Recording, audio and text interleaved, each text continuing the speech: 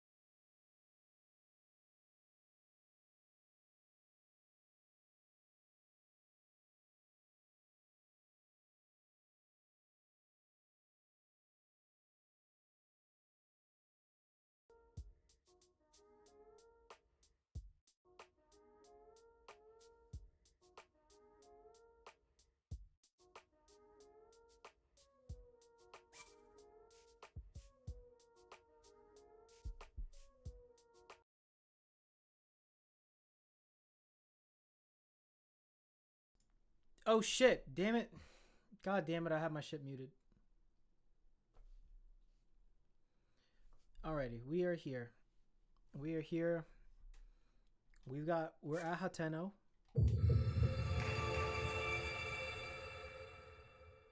We're gonna have a good time. And a quick time too.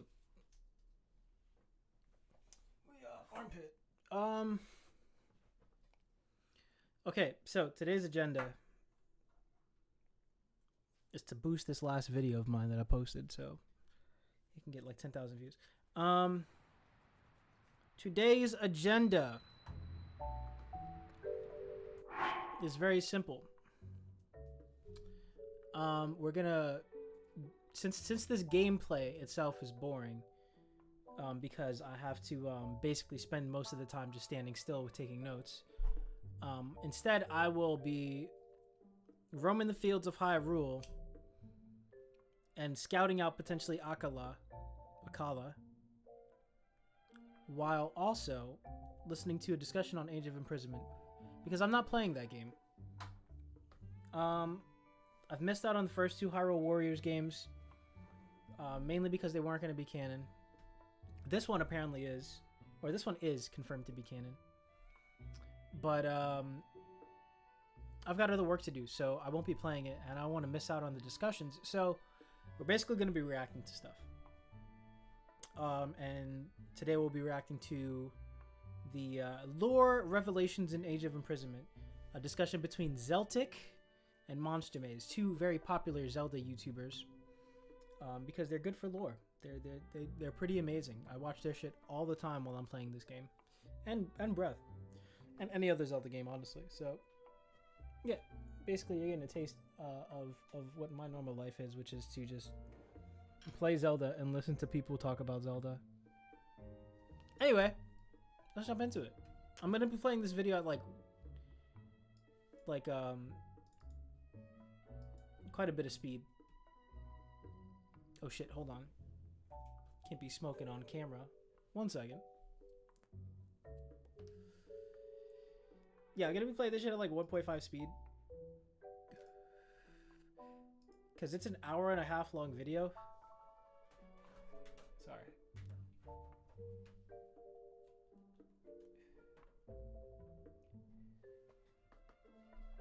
Yeah. I cannot play this at normal speed because it's an hour and 20, and if I keep stopping to talk about certain things that they're talking about, then we'll be here for like 6 hours. So let me turn down this thing. Yeah, that's okay. That's okay. I feel like Charlie XCX at Boiler Room.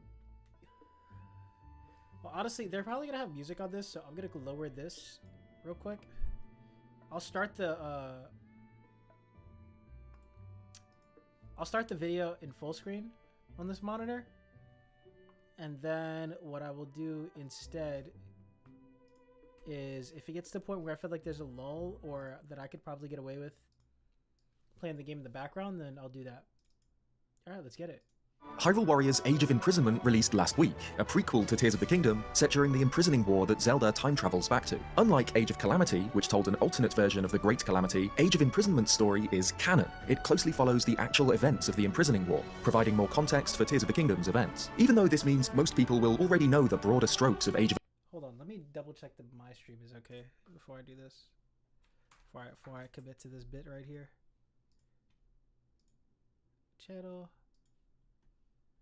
Imprisoning war, providing more context for Tears of the Kingdom's events. Even though this means most people will already know the broader strokes of Age of... Hold on, let me double check that my stream is okay before I... Okay, we're good. We're good to go. We're good to go. We're good to go. Age of Imprisoment's story going in, spoiler alert, it ends with Rauru imprisoning Ganondorf, its story is still extremely valuable. Not only is it just really cool, it also has a bunch of fascinating revelations about the history of this Kingdom of Hyrule. Today, I'm joined by my good friend MonsterMaze to discuss this game's lore. So before we get stuck into the lore, what were your overall thoughts on the game? I was genuinely surprised. As someone who read Masterworks, or at least most of it, the Japanese version with Google Translate mostly and some fan translations, I'm really surprised how closely they followed the stuff they established in there. Which was not the case with Age of Calamity all that much. Like how the story of how Link got the Master Sword really deviated from what they established in the book compared to in the game, where, you know, like in the book it says he got it like when he was really, really young, like preteen. Yeah. And then in the actual game, he gets it when he's already at the same age, basically, like 17 or however old he is. I think he's 17, right? I think he's meant to be 17. Yeah. In the Korok Forest with Astor. Yeah, it just so many things were different. And here, like I did a video about the Great Calamity, or well, I also did a video about the Great Calamity, but also about the Imprisoning War. And for that one, I really had to dive into Masterworks a lot, just to get all the little, like how the war progressed. Basically. And obviously I had to do a lot of speculation here and there, but yeah, I was really surprised like how they followed it up, like even little details like how they went back to the Great Plateau to try to recapture the castle. That was in there too, and how they sought refuge in Tanakar Canyon in the Forgotten Temple. All of that was present, so I was really, really surprised just how closely they followed the book for a change. And I agree, and it was interesting how going in we knew the overall story, which is very unusual for a game that I know I was playing mostly for the story, and I assume you're quite similar in that regard. That we already knew the broader strokes of the very thing that we're going into the game to experience. But still, even though they had to work with these really tight constraints of this established narrative, it still just came across so well. It was just so satisfying to see it all displayed properly, not in these broken fragments. Yeah, because obviously in Age of Calamity, they kind of had the opportunity to just disconnect themselves altogether because it was like a different timeline, like an alternate reality, so they didn't have to follow everything they wanted to. Sword, bro. What is she supposed together to because do it was with like a different timeline, like what? I gotta play this game. What are you supposed to be doing there? Like, the entire time that we're behind Raoul's shield here, is everyone just cowering in fear? Across so well, it's just so sad. It seems like it. Is that a fucking Thunderblade, or is that just they just changed the way that the Zonai weapons look to like yellow? If that's OG Thunderblade from Breath of the Wild, then color me tickled. Satisfying to see it all displayed properly, not in these broken fragments. Yeah, because obviously in Age of Calamity, they kind of had the opportunity to just disconnect themselves altogether because it was like a different timeline, like an alternate reality, so they didn't have to follow everything they wanted to follow or had to follow according to the book. But like, why are the Zonai weapons not fused with cooler shit? I don't understand. Why are we still using base Zonai weapons? It was basically a what-if scenario. Whereas here, they made it clear from the very get-go, it's canon, it's going to be a canon retelling of the Imprisoning War, so they, like you said, they did have certain restraints, like what they could or could not do, like simple things like certain characters, how do you explain those people never being mentioned in the future, which is, we'll get into that when we get to the actual lore itself. But yeah, I mean, I think the cinematics were probably one of the best in the entire series. Just phenomenal. Like actual goosebumps at multiple moments, even a little tear. Do you have to watch Age of Imprisonment's cutscenes now? Here and there, like especially near the ending, it was just really well done. The characters were very likable, the way they interacted with each other. Even little things like you had certain Rito that had like this really distinct personality, even though they don't really play a big role. You had that one of the Rito he's got like a deerstalker cap on. Like you know that, like one of those Russian hats, like for cold. Yeah. Like even little characters like that, their voice acting was really good, and normally it was kind of, especially in the mainline games in Breath of the Wild and Tears of the Kingdom, like small characters that don't really matter either. I'm trying to take note of the dialogue, at least, that we have here. They don't speak at all, or they speak like one sentence and it's nothing noticeable. But here I really felt like I can already tell what they're saying by the some of the best cutscenes in the entire series, because just from looking at this interaction, even on mute, I can tell that this guy feels more real than any of the sages that we've gotten, any of the 8 sages that we've gotten. Maybe aside from Mipha. Pretty much every character was fleshed out to a certain degree, where I actually liked everyone on screen. I agree, and I think fleshed out to a certain degree. Do they all have Great Eagle bows? Oh, that's fire. Or they both do. Where I actually liked everyone on. Oh no, that's a swallow bow. Okay. Screen. I agree, and I think in some ways they kind of had to do it that way, in that, like we said, they had to follow this existing narrative. So the only way they can really add to that is by fleshing it out, kind of areas that believably would have been part of the story, like this Rito character that we weren't aware of before, or there's all the new Hylians like Typhon and Quino, whatever his name is. I don't know how to pronounce it. They kind of had to flesh out, like pad out the existing story, which I just think it worked really well. Yeah. And I know for us, especially who kind of dig really into the lore of these games, the fact that this is just the Imprisoning War, it's not an alternate timeline Imprisoning War, just makes the whole game so valuable, in that the questions it answers and things the way the story goes now enhances Tears of the Kingdom in a way that Age of Calamity, even though its story is still really enjoyable to play through, it's still a lot of fun. The fact that it was an alternate timeline means when you play Breath of the Wild, you're not thinking so much, oh, that's this from Age of Calamity. That, you know, this mystery is something that Age of Calamity answers. Whereas I know the next time I go and play Tears of the Kingdom, there'll be moments where I think, oh, you know, that calls back to something I remember from Age of Imprisonment. It really, the games will kind of support each other in a way that we just didn't have with Age of Calamity. Yeah, I think overall, Age of Calamity felt very inconsequential compared to this. With this one, I do actually feel like what I was watching mattered, and it, like you said, it enriches Tears of the Kingdom, which I do think was necessary, because Tears of the Kingdom did lack a lot of, especially when it comes to the ancient past narrative, it just lacked so much depth.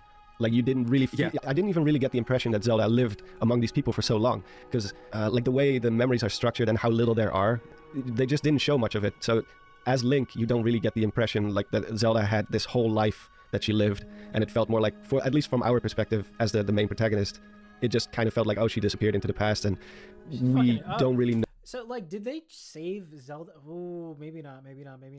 So I was gonna say, a lot of fans expected to play as Zelda in Tears of the Kingdom because she had been saved from the previous one, and we know this is a sequel. So,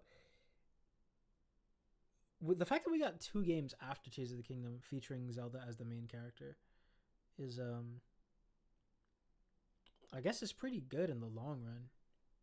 Because instead of getting it in Tears, you at least have a top-down Zelda front game, as a throwback, and then have the game itself be a throwback to Link's Awakening, which is a cool intro to her as main character. And then have the second one be, oh no, actually we're gonna make the past that you didn't get. We're gonna make the version of the game that or the section of the game that you did not get to play in Tears, its own separate game. It's a pretty fucking sweet deal, honestly. Know what happened, and at the end we still don't really know, because literally the ending is like, oh, I have so much to tell you, and then cut the credits. Yes. You know, I saw Hyrule as it was, and it's like, yeah, tell us. But I think, you know, I've always said this, that Breath of the Wild obviously had its story structured in the same way, in that the actual kind of meat of the story is through the memories that you pick up of Link. And again, they're only short cutscenes, they're out of order, but Breath of the Wild's memories work far better just because you're exploring the ruins of this Kingdom of Hyrule, whereas Tears of the Kingdom is set in the same world as Breath of the Wild, with little extra bits that don't really, like the depths and the Sky Islands, that don't really enhance the story of Raru's Hyrule and Zelda's journey in the distant past, as well as the world did in Breath of the Wild. So it always felt like we were even more disconnected from the actual narrative in Tears of the Kingdom than we were in Breath of the Wild, which means Age of Imprisonment is, in a way, is kind of even more valuable than a canon Great Calamity game would be. And especially for me, it is the kind of lore mysteries that Age of Imprisonment answers, I guess, that I just find so fascinating. Like, one of the things I was most excited for regarding this game was information on the Zonai, of course. From Tears of the Kingdom and Masterworks, we know that the Zonai existed in the distant past. They were the ones to build the structures like the Fire Temple and the Stormwind Ark and mining operations in the depths, that sort of thing. We know they then ascended to the heavens for an indeterminate amount of time before they returned to the surface, and eventually one of them, Raru, founds Hyrule along with Sonia. But by the time of the founding, I think it's only in Tears of the Kingdom, it's only really mentioned by a throwaway line, or seemingly throwaway line from Ganondorf, that Raru and Minoru are the only remaining Zonai. Yes. So something happened to the rest of the tribe, and we're never told what it is in Tears of the Kingdom. And I know Masterworks kind of throws some ideas around. Yeah, it presents like 4 different options. They say like maybe it was some sort of inner war, like a Zonai civil war, or maybe it was a natural disaster or a disease or some sort of genetic degraded, like their genetics just didn't work out or whatever, like they couldn't reproduce in some way. And yeah, we get an answer for that in Age of Imprisonment, which is something that I didn't really expect them to cover. I kind of thought that would remain a mystery, like you say, in Masterworks, where they kind of give a few different explanations, and especially with the kind of the role the Zonai play in the story, where they're these kind of godlike, almost, well, they are mythical, I suppose, beings that they're kind of similar. They feel similar in many ways to kind of Tolkien's elves, that they're kind of this race that are elevated above mortals, and they're dying out because of, you know, various reasons, in that, you know, kind of the old magic is dying sort of trope. Yeah, it's a good comparison. It's nice to have a concrete answer. And we have a concrete answer, which is that they kind of had their own great calamity in a way, in that machines they designed themselves turned on them. Yeah. So obviously one of the most discussed elements of Age of Imprisonment before release was this mysterious construct that seems to resemble Link, and Fi's theme plays as it activates, that we saw in the trailers. And essentially it's revealed that these constructs are weapons created by the ancient Zonai, and whereas other constructs like the stewards and you know, the ranger constructs, soldier constructs, whatever, while they do kind of act autonomously, it also answers the question as to why Zonai created these constructs that were the stewards and then all the soldier and captain ones, and they just attack Link. Why do some attack Link but not others? If we've never seen a Gloom or a Malice aura or anything surrounding these things. Like, we don't have constructs in the depths. And any constructs that we see like anywhere near like a chasm don't necessarily... Yeah, they never even like hang actually near a chasm. I don't think there's a single time in Tears of the Kingdom where you have a construct encounter, like any construct, next to a chasm or next to some gloom. So this makes more sense of it, but also in a weird way doesn't help the case for why we don't see anything like that in Tears. But I suppose once the constructs are corrupted once, like they kind of stay corrupted. Maybe that's the case, because they also respawn in Blood Moons. All right, not a problem. Fun fact: Zonai stuff is like big old mouths. This is a mouth, some teeth, 2 sets of teeth, a tongue, 2 other teeth. If you look at the constructs,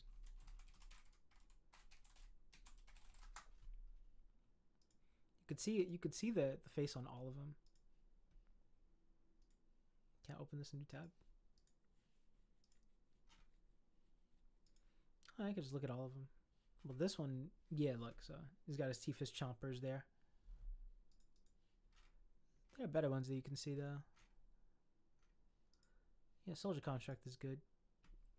Eye, mouth. A second mouth down there for whatever reason.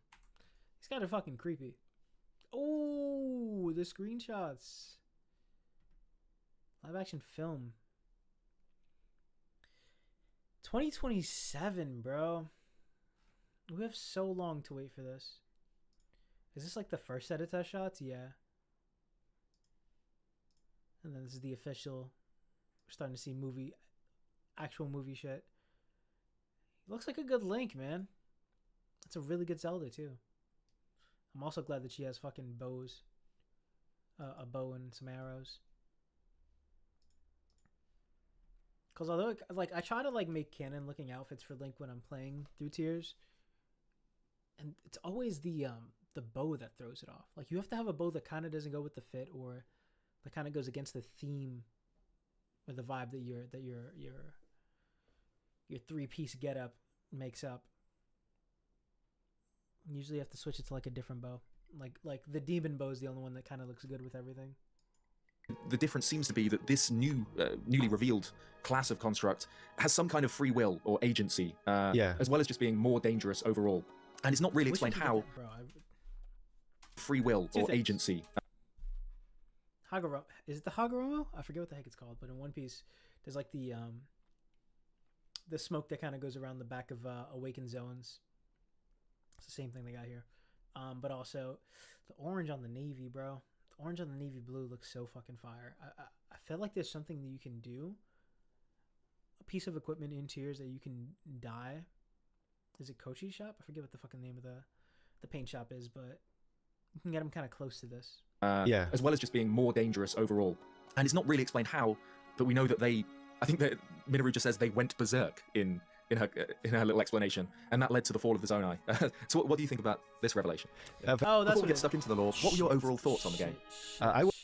Which is the actual lore of the wild. So it was a piece of it, so it felt more like at least it didn't work out or whatever. Somewhere else. The Zonai. So what do you think about? Okay, his fit actually. Berserk in her. Yeah, like the Gerudo set kind of looks like his. I was like trying to think where have I tested this color theory from? It's on something that looks more like his getup. In her little explanation, and that led to the fall of the Zonai. So what do you think about this revelation? Very unexpected, yeah, very unexpected. I also did not expect them to provide any answers, because it wasn't really the biggest question people had about the Zonai, to be honest. Like my at least not for me. I shouldn't speak for everyone. And that led to the fall of the Zonai. Minoru just says they went berserk in her little explanation, and that led to the fall of the Zonai. So what do you think about this revelation? Very unexpected, yeah, very unexpected. I also did not expect them to provide any answers, because it wasn't really the biggest question people had about the Zonai, to be honest. Like my at least not for me. I shouldn't speak for everyone, but most people were more interested in like the Zonai and maybe their relationship to the tribe. They're out here singing a different tune. MonsterMaze is singing a different tune right now than before this game dropped. MonsterMaze got paid. No, I'm kidding. That's a wild baseless accusation. I'm kidding. Force or like the buildings that they had, the magic that they possessed, all that kind of stuff. I didn't even realize that, because I think there's a little bit of a translation difference between the English and the Japanese version, whereas because I always got the impression that the Zonai just kind of just left, that they just decided to go somewhere else or whatever. Yeah, and I think it wasn't until at least a few months after Tears of the Kingdom came out that someone told me, well, they do actually say that they died out, so they went extinct. Oh, interesting. Because there's the only line we had in Tears of the Kingdom really was Ganondorf saying that the noble Zonai no longer grace this world with their presence, which... It was left very ambiguous, so I just didn't get the impression that there was some kind of big mystery behind it. I thought, well, either they just left or they mingled with the surface dwellers, and at some point most of them just died out, because either they couldn't reproduce or whatever genetics. Like, that was never... But that's why I was so surprised that the game actually makes a point to, you know, explore that part and specifically say, like, this was the downfall of the Zonai, their own technology, these kind of like super soldiers that they created with their own technology, which are obviously very, very, like you would say, because that was one of my first questions was, well... Do you get to fight as Rauru in this game?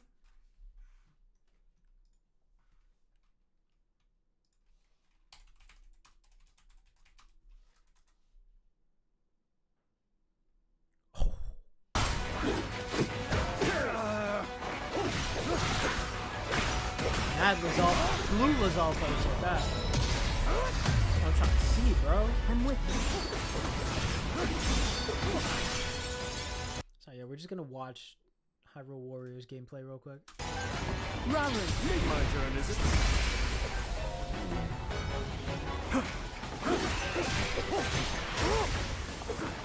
Oh, these are Hylians in that form. Oh, that makes sense.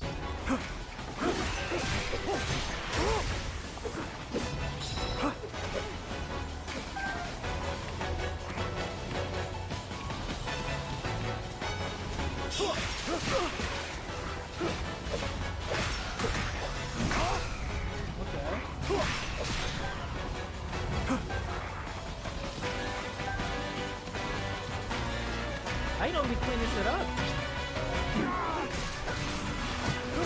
That's a strong ass moblin, bro. What the fuck? So you have to fuse to your weapon, bro. You're doing chip damage to this thing. It's a blue mob. Close through me.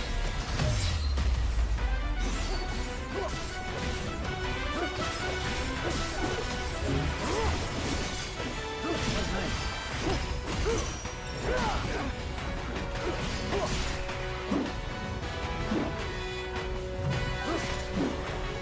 Ooh, nice dodge. Now then.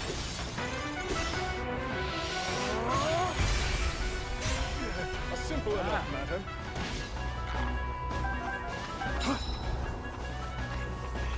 It's just one guy. Just take out the one guy. Bro, hold on, bro. This is getting me tight. Where's Minoru here? Driving at 2 miles an hour. So she got bodies or something? No way. Rauru, my turn, is it?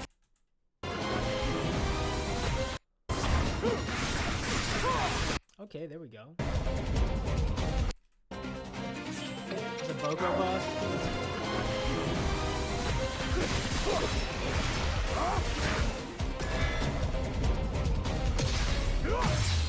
Oh, you can use different shit. Okay.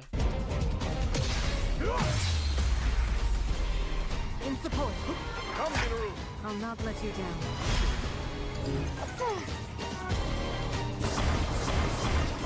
Okay. Unlock the whole team? It's over. Make ready. Yo, this is crazy. No, it's over. I just full screen. God damn it. I have to see more gameplay, bro. Shit, I might need to get this game.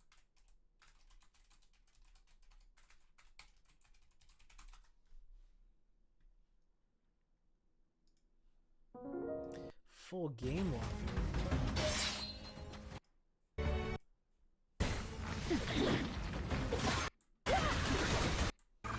Well done. Want to see gameplay like that? That's a silver moblin. A simple enough matter. Work them. Oh, it's a whole team of them.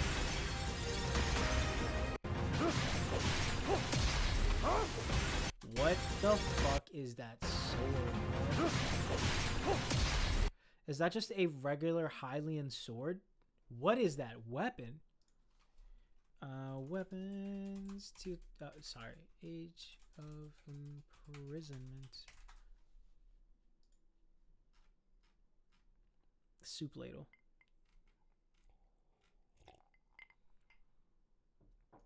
Soldier spear. Can I see the goddamn weapon?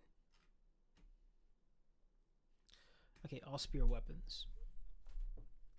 What if I could get a list of all one-handed weapons?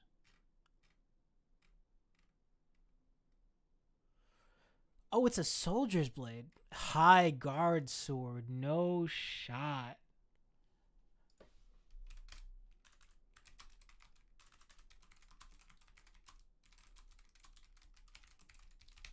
That's like mad slow right now. This looks so cool. That's the claymore. Damn. They're like based off the Master Sword, but in a cool little tribal version. I love that. Is there a spear?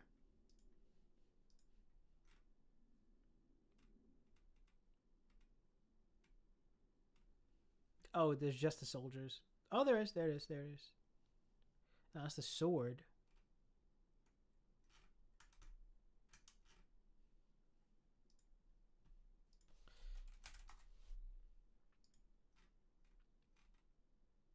Now there's no high guard spear.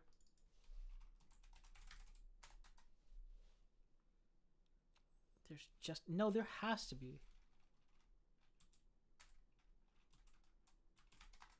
I'll just look up spear.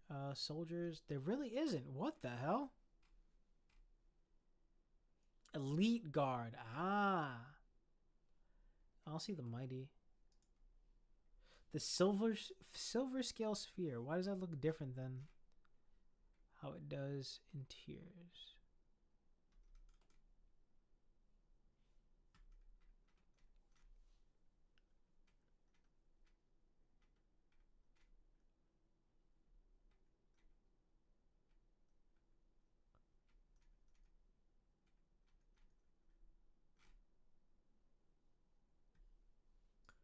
That's so odd.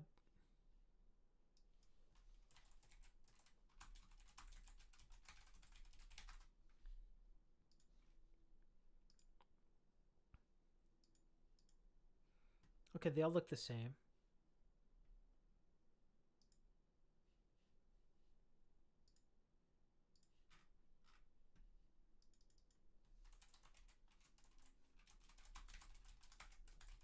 I'm just gonna have to keep looking it up. Oh, this is the silver scale. Oh, it does look slightly different. Okay. I gotta see how the Zora look in this game.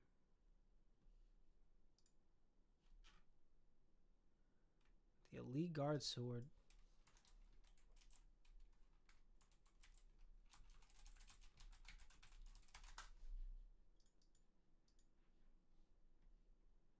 Oh, that's the difference between the three.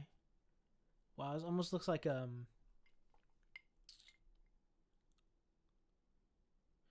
can do this. I don't need to look this one up. Fucking sentient armor.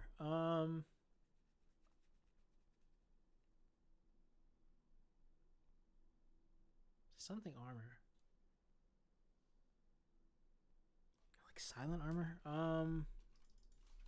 H2.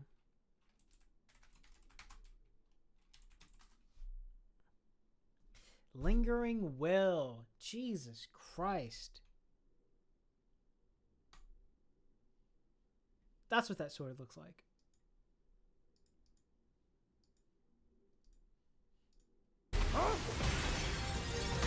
He just rocked this mob. With a base Zonite Spear. That's how you know he's actually gifted with power. Well, didn't they build lots of constructs? Like, why didn't those turn on them? But the normal constructs do seem like a little bit more simple in their design, not just in terms of what they can do physically, but also like, I think you already gave a good example when we first called about the game, where you told me that part where on the Great Sky Island they just mindlessly keep repeating their daily routines even though there's no one to serve anymore. Yeah, we get Raru's spirit. He says, we originally created the constructs to assist in our endeavors.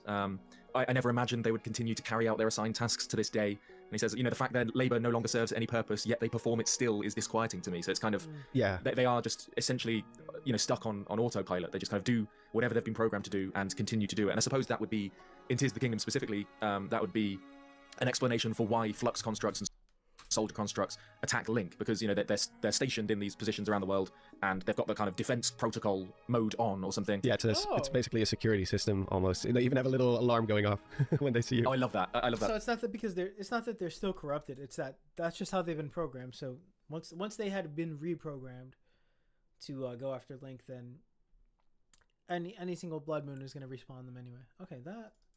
Well, maybe not for the Blood Moon part, but like the why they continue to do the same thing part.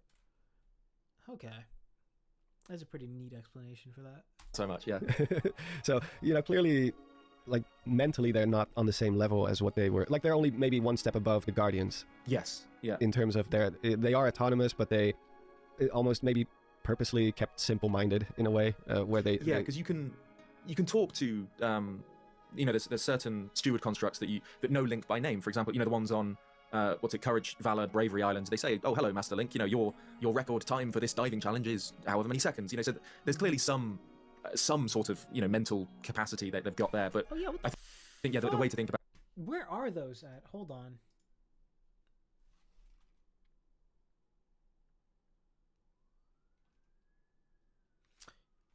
That's what I'm about to do wrong. Okay, cool. I was like, I noticed something is off here. Hyrule Warriors Age of Imprisonment released last week, a prequel to Tears of the Kingdom set during the imprisoning war that Zelda time travels back to. Unlike Age of Calamity... Sorry about that. IGN. Let's look this up real quick.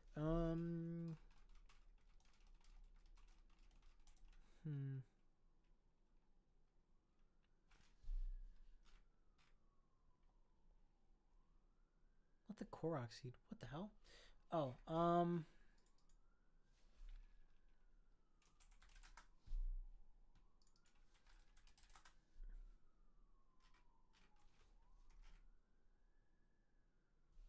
brother. It's something really stupid. There it is. Glide. Jesus. Interactive.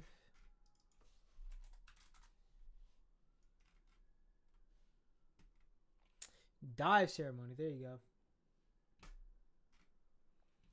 Where the hell are these at in this game?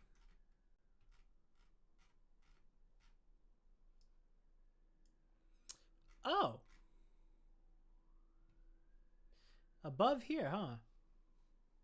I guess that would make sense because you get to here to it's a Great Hyrule Forest through the depths. So you get to explore it on that end. You get to be into the main surface area of it. That's the main version of it. So why wouldn't you go just launch into the sky real quick? Where's that tower at, though?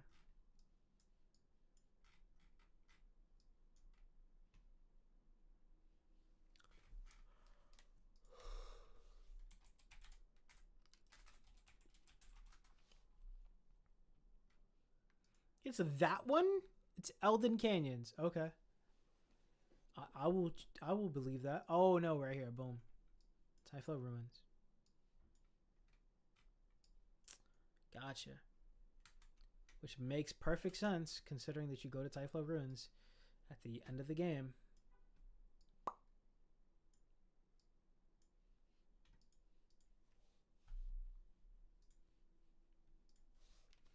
Alrighty, I'm about to get on this game like I'm not in the middle of a fucking Overreact.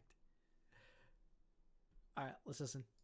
About it is that they have their set roles. They're kind of on, like AI on guardrails. They're kind of like that. Whereas Yes. the constructs from that led to the fall of the Zonai, I suppose, would be an example of kind of agentic AI that can kind of do its own, make its own decisions, and kind of breaks free of the control of the Zonai. Because it's a little bit mysterious how these constructs led to the fall of the Zonai, right? Because Yeah. of course the most important Knight construct that we see in the game is the Knight construct, which we'll talk more about him in detail later on. But he's an example of one of these constructs with a shard of the Master Sword, which gives him some sort of sacred duties, whereas the Forbidden construct is the same thing, but with gloom, which makes him focus on destruction. But we don't really know what one of these constructs that didn't have this, incredibly sacred power or incredibly evil power, in their core. Damn, he's We strong don't as see an shit. example of what they'd be like. So Yeah. it's difficult to kind of imagine how they would have functioned normally, and also Before they knew it, they lost control of their creations. Conscious was berserk. Okay. Deadly armaments able to house their Zonai power. Okay. I'm so powerful. I need a conduit. So I'm gonna create the constructs for myself. That's a pretty badass move. which makes him focus some sort of sacred duties, whereas the Forbidden construct is the same thing, but with gloom, which makes him focus on destruction. But we don't really know what one of these constructs that didn't have this, incredibly sacred power or incredibly evil power, in their core. We don't see an example of what they'd be like. So Yeah. it's difficult to kind of imagine how they would have functioned normally, and also what would have led to them, as Minoru says, going berserk. Yeah, like did they cram a secret stone inside their core, or did they? Obviously, it was some sort of. It was obviously some sort of science experiment taken a little too far, where they tried to create these constructs that were just way above what they normally had as constructs for whatever purpose. I don't know. Maybe the part in the book where they speak about a Zonai civil war. Why Maybe is the there's mask a already on? nugget of truth in there as well. Damn, I It gotta could be play that this game now. these were Or I have being to just built watch to. the cutscenes real quick. Who's to say, like, maybe not all Zonai got along with each other, and at some point they started infighting, and one of these factions started developing these, so they were made for conflict, for war, basically. That is a That's a possibility. really good point, because we get Sages is right here. just after Jeez, Raru man. and Minoru discuss Only the core 30 minutes of the away. cause of the two constructs we see 25. in Age of Imprisonment. 26. Raru remembers the Forbidden construct, and he says that he picked up on the same, I can't remember the wording, but the same dark magic that he felt from Ganondorf was emanating from this construct. And then there's a strange line where he says, perhaps our ancestors had more to do with their own downfall than we previously thought. It's interesting that they've given us a concrete answer, but it's still quite mysterious. I think if they actually showed a flashback of the Zonai destroying themselves or whatever, like a bit like the Great Calamity flashback in Breath of the Wild, I think it would have.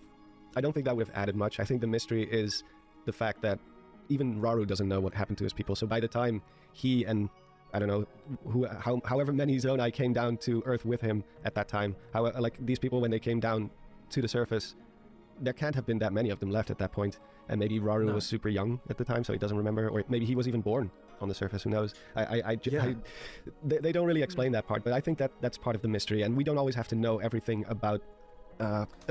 So Raru is not part of the first wave. Raru then also has no idea because Raru is kind of still young relative to the Zonai. That would make sense. Yeah, that does kind of clean that up without having to expand on it anymore. Trying to figure out if I like that though.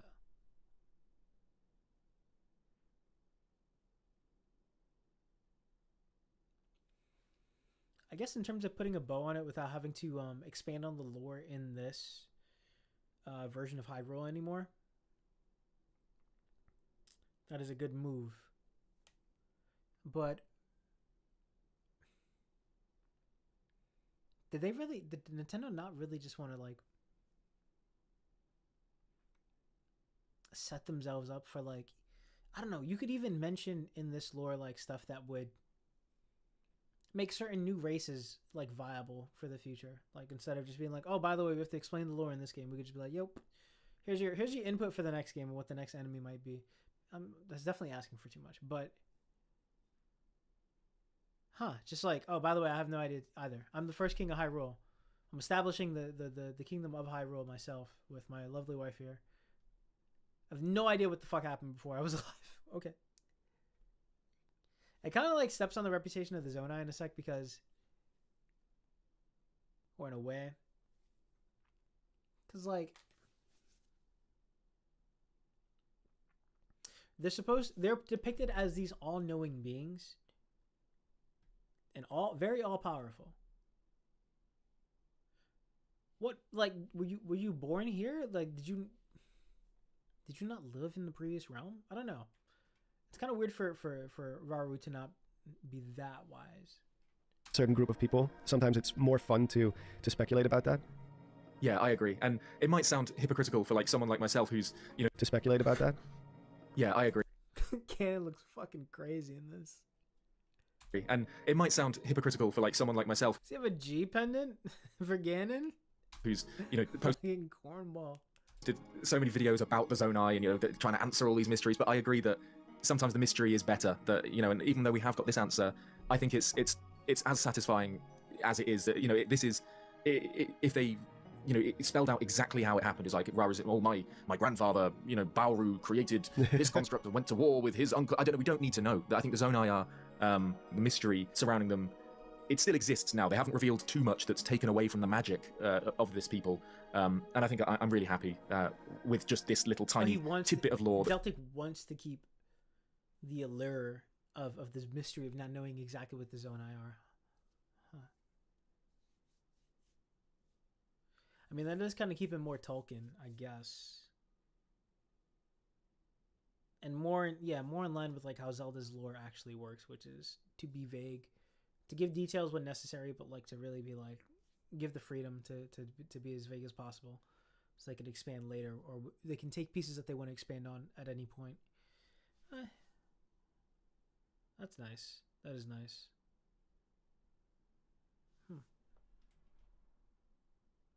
I don't know. I would feel like though, with all of the damn, does that mean like the Zonai like structures that we see in Farron are just like fan fiction? Not fan fiction, but like made by Hylians who were like, yeah, we remember working with these people. We want to commemorate them. If they say something like that, like that's exactly how this is explained in the lore, I'm gonna freak the fuck out. Because then that means everyone's heads were like nearly exploding, trying to figure out what the Zonai were just for it to be.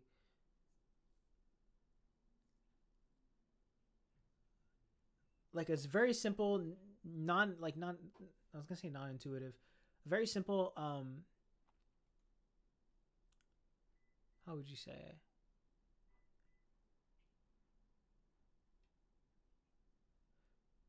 Something that's like not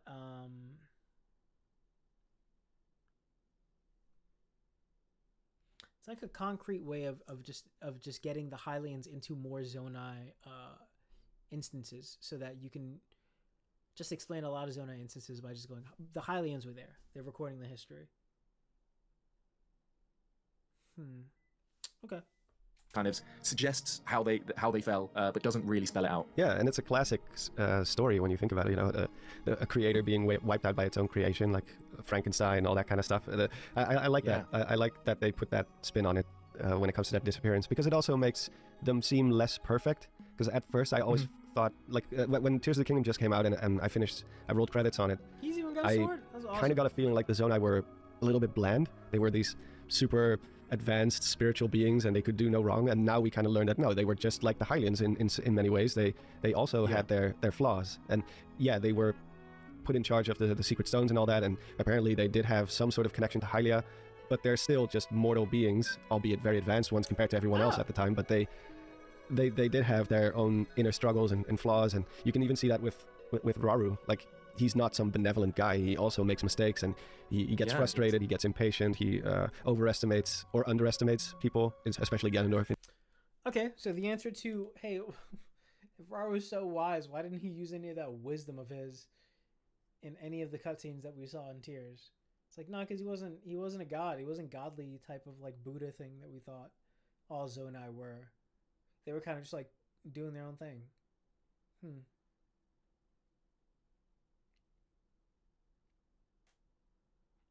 It's so weird to think though that they would like come down to Earth just to be regular people. They're like, oh, by the way, we're gonna grace you with our benevolent presence. We're gonna help you build these pyramids and make it so that it's easier for civilization to advance technologically. But also, we're just very lit people. Like, once we get here, okay. Why do you even exist in a different realm in the first place? I wonder if there's any details on what the Zonai were before they established themselves in Hyrule. In the case of Ganondorf, he really screwed up with that one. Like, because at that point, did they come from a different realm, or did they come from just a different island or continent? Yeah, well, Ganondorf, he says it's the price of Raru's arrogance that really gets him, and I think that's partially coming from Ganondorf's. I think Ganondorf is quite jealous and envious of the power Raru has at the start. Yeah. But we can tell later on in the game that Ganondorf's comments really kind of get to Raru, and they make him second guess his actions. Just before he gives the secret stones out to the sages, he kind of wonders, about questions almost his right to wield the power of. Actually, am I getting mad at Raru here, or his writing, or am I getting mad at the uselessness of the King of Hyrule? Because Rome dies, Raru sacrifices himself, and then we never really get anything from any of the kings. Isn't the king in Echoes one of the first people to be possessed that we see on screen? So all kings are useless in the Zelda verse, it seems. But they carry a fuck off sword, so that makes it up for it. The secret stones and to give them out and everything like that, which I think it really goes a long way to humanize him, because again, it's probably just an issue of Tears of the Kingdom only giving us such a limited view of this time period and these characters, but Raru, he didn't have as much depth as I'd have liked him to, as opposed to, because I've got a soft spot for Kings of Hyrule as characters. I just love them, and Raru is one of my favorites, I just said, especially now after Age of Imprisonment. But I think compared to King Rome, for example, awesome boss for Ramus Hyrule, who he's such a complex character in that he makes these difficult decisions, and in many ways they're the wrong decisions. How he treats Zelda, in many ways, it is a big cause for what happens to his kingdom. But you read his journal, and there is kind of you can feel his. Yeah, sorry, did I say useless kings? I meant fuck ups. Because he doesn't think he's doing wrong. Raru might be oh yeah, I fucked up in this way, but Rome might be no, I know what I want in the end goal.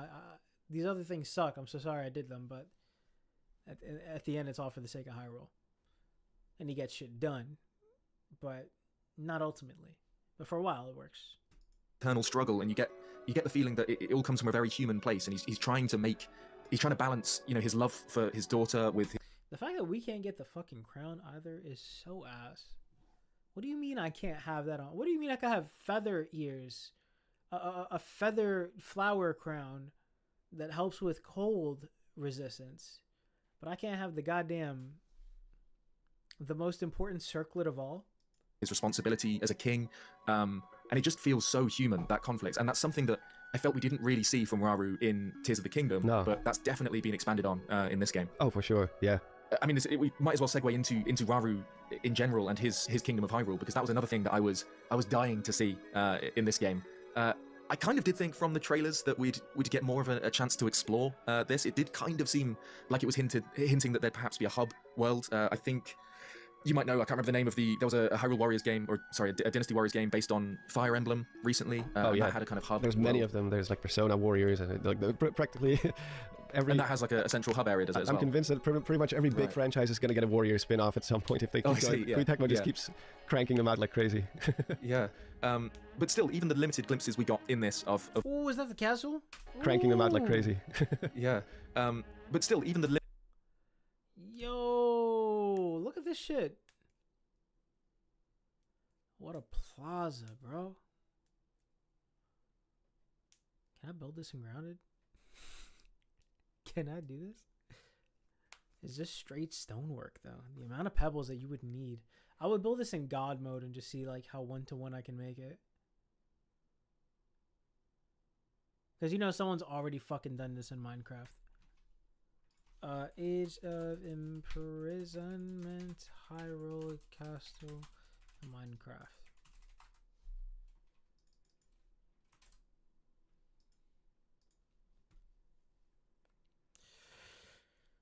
God damn. That's not what we're looking for, but I would love to check that out real quick.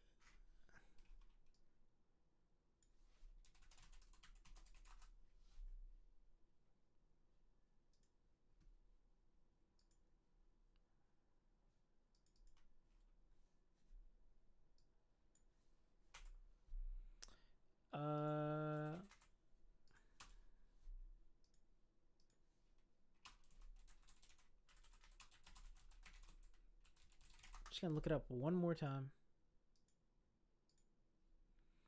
They only got the Hyrule Castle from the other spot. Damn. Damn. Are these the same?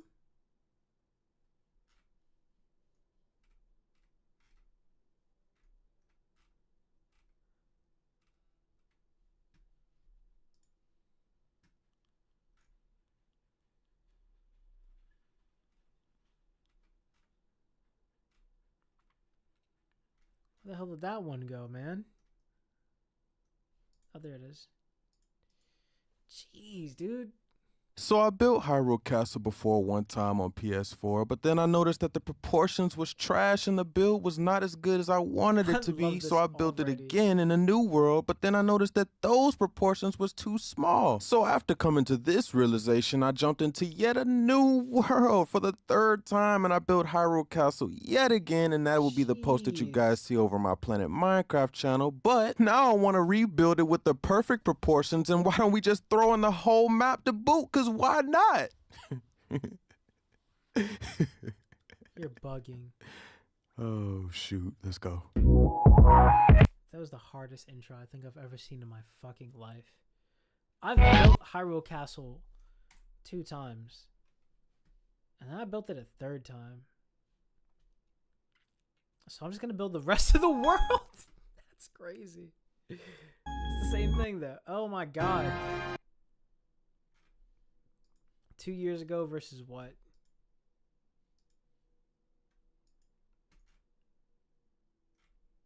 2 years ago also? PC, because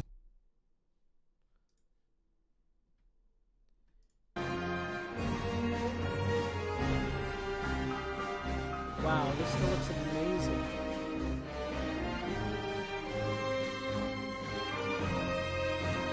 I felt like it's a little off.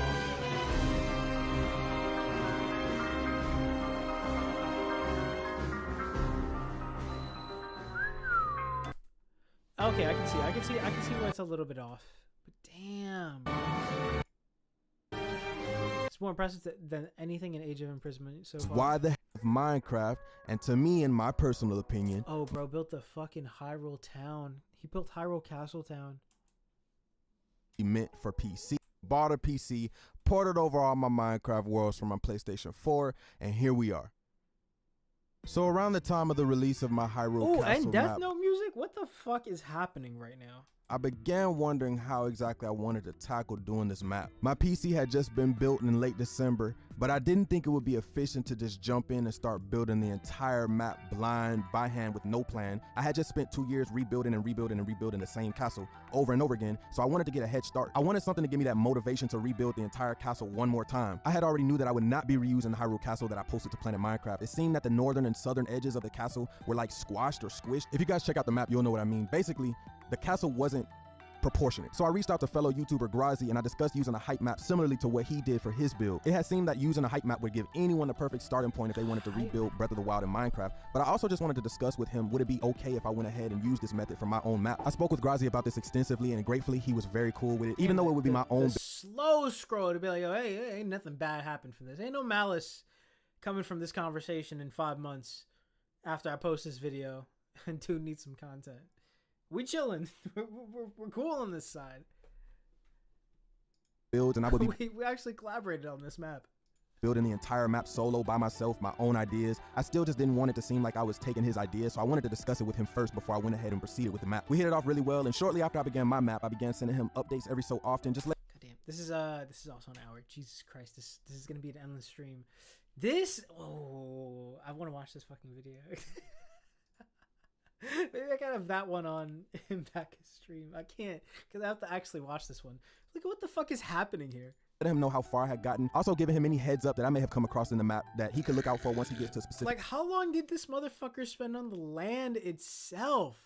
Did he just build the gate and go like backwards? Like, yeah, let's just one-to-one it from here. Let's just scrub points in the map. Every For tile. example, the terraforming of Hyrule Castle, the island had specific key points that I let him know about that maybe he could look out for once he gets to his castle. Just basically helping each other out and building our. I don't get it though. Why couldn't you just start with a suspended Hyrule Castle and then build everything? Oh no, because you're gonna hit water. So not suspended, but you just oh damn, bro. I wouldn't even know how the fuck to start to build a world in Minecraft. I would just probably layer everything one of, and then try to layer everything flat,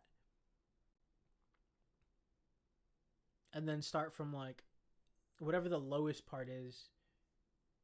But damn, you'd have to walk around that shit like the entirety of Hyrule surface like 15 to 20 times. Ourselves a nice relationship as fellow Minecraft YouTubers. And not long after we discussed this, I dived into. He built the fucking dragons, bro. Look at Faroche. Look at how cool Faroche looks. World painter myself, similarly to Grazi, except I used a scale of 12,000 by 12,000, and I made the highest point 1,024 just in case I needed that extra room. And once we had the completed map from World Painter, I imported it right into Minecraft, and everything from this point on will be me on my own. Diving right into the map, I spawned myself right in the center of the Sacred Ground ruins, just south of Hyrule Castle Town ruins. I immediately flew right to the island the castle would sit on, wasting no time to check out the proportions and make sure that everything would be fine, ready for me to go ahead and start building. And sure enough, everything turned. My investment, gotta make sure my investment is looking right real quick before I even start on it. That's awesome. Elevation was nearly right, only needing a few tweaks here and there. But other than that, everything was already better than my Hyrule Castle map. All I needed to do was dress up the map. This island that the castle would sit on was about 2 times bigger than my Hyrule Castle map, so I already knew that if I tried to import my castle, it just would not work. And once I flew around the entire island and double checked to make sure everything would be perfect, I immediately wanted to jump in and started creating a couple of templates. These templates would be structures around the exterior of the castle that would be reused. Elden already? That if I tried to just dress up the map. This island that the castle would sit on was about 2 times bigger than my Hyrule Castle map, so I already knew that if I tried to import my castle, it just would not work. And once I flew around the entire island and double checked to make sure everything would be perfect, I immediately wanted to jump in and started creating a couple of templates. These templates would be structures around the exterior of the castle that would be reused and reused more than one time. So without further ado, let's jump into a couple of builds to get us started. Hold on, can I just skip to like Akala region to see how that looks? We'll be sitting on conquest that I he has think to matched build. the game. Oh, like, I don't even know shit. what to call the shape. But nevertheless, after studying the proportions and making sure the shape was correct, I immediately got it down packed and turned everything into stone brick. The lime green wool that you guys see, these will be the stone pillars on the outer edge of the sanctum, and the yellow wool is just the center of each side. Just of it, full castle. Lord, think it turned bro, this is a whole ass tutorial. Work on this down later on. Yeah, same. And after 2 towers I would begin working on would be the 2 towers that sit at the north and southern part of the sanctum. These towers, Damn, bro. Hold on. Let me see what the end result looks like for the castle, for the newest castle.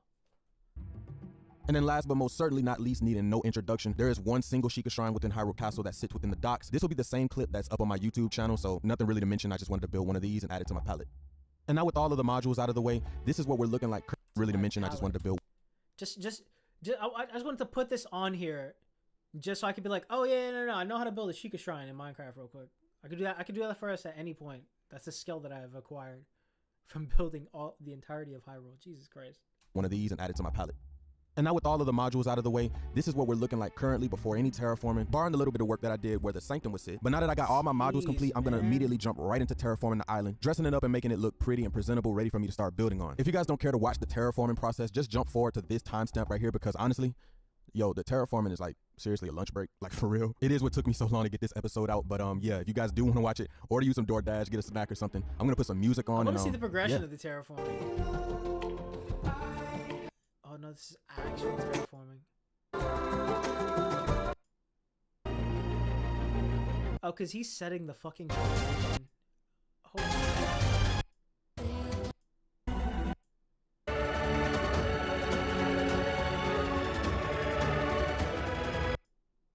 the castle island looks so much better. Brother. No, my goddamn chair. Okay, so if you guys have made it to this portion of the video, or if you skipped forgot to forward, update I'm my so sorry for taking up this much time of your life, but for 2 months, I also didn't have one myself. As you guys can see in these cinematics, the castle island looks so 1 second. I have to update this. Let me move this over. fucked up big time. Much better. I've laid out exactly where I want everything to go, from the library to each of the watchtowers. The sanctum outcropping looks so much better now that I've done the actual overhang. I've laid out exactly where I want the castle entrance to be. Everything is just prime and ready for me to go ahead and start pasting in my templates and get the building. Now, as I've said, I do apologize that the terraforming took up this much time. I just wanted to make sure I documented everything. And this is my very first time lapse on my YouTube channel, so I'm still getting used to the timing and how long to make each segment. If it is too long for you guys, let me know in the comments. That way I can make better time videos so that they'll be more efficient from a viewer perspective. Since it did take me a long time to terraform this castle and there is a ton of content jam-packed into this video already, I'm going to split Hyrule Castle into 2 parts. So we're going to be building the exterior today, so we've already started with the modules and terraforming the island. And then in part 2, I want to go ahead and build the interiors, ruin the castle, and build the 5 great columns at the end of the video. But more on that at the end of this video. With that out of the way, let's go ahead and jump right into finally putting together our Hyrule Castle. Right now? Every moment can be a comedic moment. So first things first, I wanted to go ahead and lay out a block palette for the mountains and the cliff faces of the castle. You guys can see here that I'm using a combination of stone, cobblestone, andesite, deep slate coal, ore, diorite, and calcite. I saved this as a brush in my files, and this will be a template that I use throughout the entirety of the map. And everything that was dirt, I completely replaced with this brush. Instead of it being just bare stone or dirt, this mixture of colors gave it a more accurate feel to the game and a more interesting look. I then began to place in all the water around the castle, and let's just say in the beginning of me learning World Edit and getting used to Minecraft on PC, the fixed water command, it was very, very confusing at first. But I ended up coming up with a game plan of how I wanted to do it. And all right, honestly, I don't have the time to go through the tutorial of building the castle, but Jesus Christ, bro. There's like 6 different colors maybe in this. And the entirety of the floor, my chair's falling apart is all. In the entirety of the floor, this shit looks 1-to-1 already. Like just getting the tiling down looks insane. The towers outside of the go off Zelda's room. If you look at it in the map, you can see that it's kind of obscured by mountain structures, but thankfully due to height map generation, you can see Princess Zelda's room clearly from all sides. I then built up the cliff face on either side of her room, replacing all the sand with my brush mentioned earlier, and then I went ahead and finished up the structure. Next, I went ahead and tackled the pillar that holds up the balcony outside of Princess Zelda's room. Okay. And then I went ahead and finished off the bridge, creating an archway underneath. Now, one of the structures that I was really looking forward to recreating was the library. As you guys can see in this version of the map, the library is much longer, and it's also at the curved angle that it's supposed to be at in the game. And I think that it just turned out more. Wow. Okay, so this is just the castle portion. Parts, making a total of 17 different episodes. For part. God damn, look at that. Oh, it's intact too. Damn, I wonder if he would build guardians on this.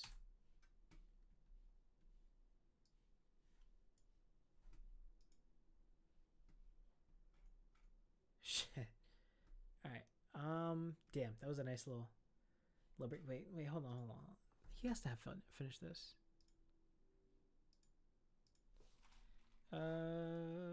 Tears of.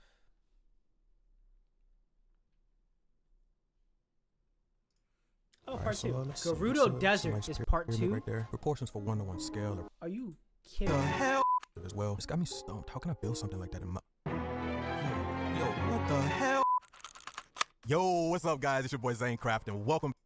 All of the gloom by hand. This was definitely the most efficient way to do it. And the final side quest I did for the depths was everywhere where there's a wall, there's like this border of a fungal texture that goes up against the wall. So sticking to being accurate, this was the final thing I needed to do before I could call the depths complete. And after tediously refining these new building this shit looks nightmarish. Holy shit. tactics I would use, the depths for part 2 would finally be completed.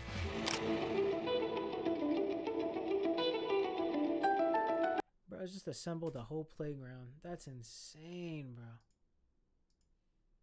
Oh. Zero pieces back. Hold on. Let me watch the homeboy. There we go. Piggyback. Okay. Like this, bro. Here we go. There go Toei. Here we go, Aura. Yep, here it comes. Oh, it's on.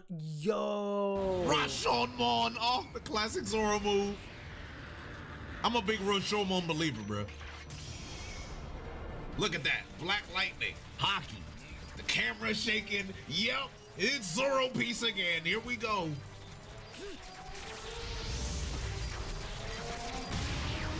Why? Why did fire come out? Okay, that's not canon. So that's tight. I love it. Where did the fire come from? Where did the fire come from? Yo, there's a part where Jupiter's walking down the hallway looking for Vegapunk Snail. And Blue Hockey admits out this motherfucker. I have no idea where that's come from. If someone has an explanation, please let me know. Because I was like, okay, I guess Oda gave them permission to spoil something that we have no idea that they even spoiled at this point. What's the fire cannon? Am I begging it? Maybe I can't read. This panel here. Maybe I can't read. Look at that. Yeah, man, I need to go watch this fight. I haven't watched this episode yet. Oh no. So, sticking to being accurate, this was the final thing I needed to do Opening a tab. Control-Shift-T. before I could call the depths complete. And after All right, we're done with this one. We're done with this one anyway. I'm gonna give him a like, cause Jesus, man. Wait, what about the lightning temple itself? just basically the room that. Okay, I mean it looks okay. That looks fire. That looks absolutely fire, actually. I was gonna say, like, maybe Gerudo Desert just doesn't look good in Minecraft, no matter like how good you do it.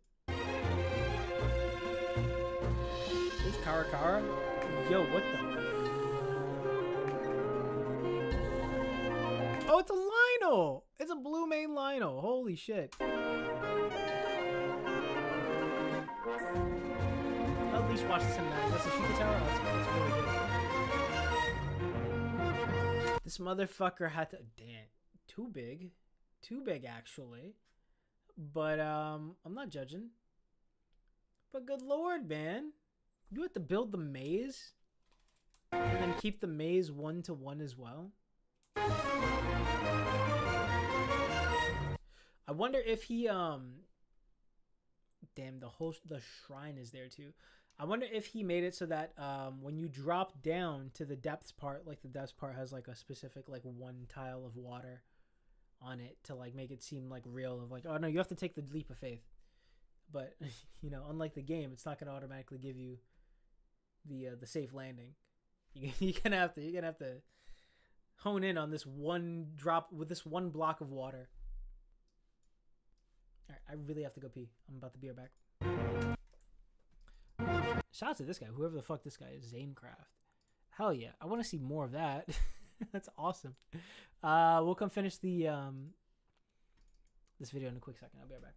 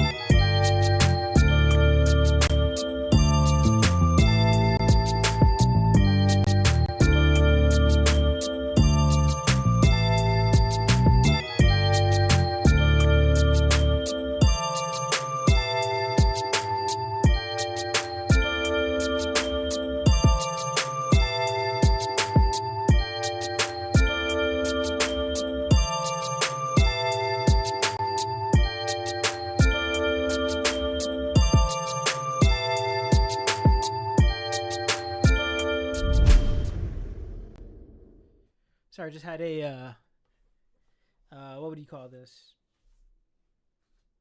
An avalanche of tasking to do.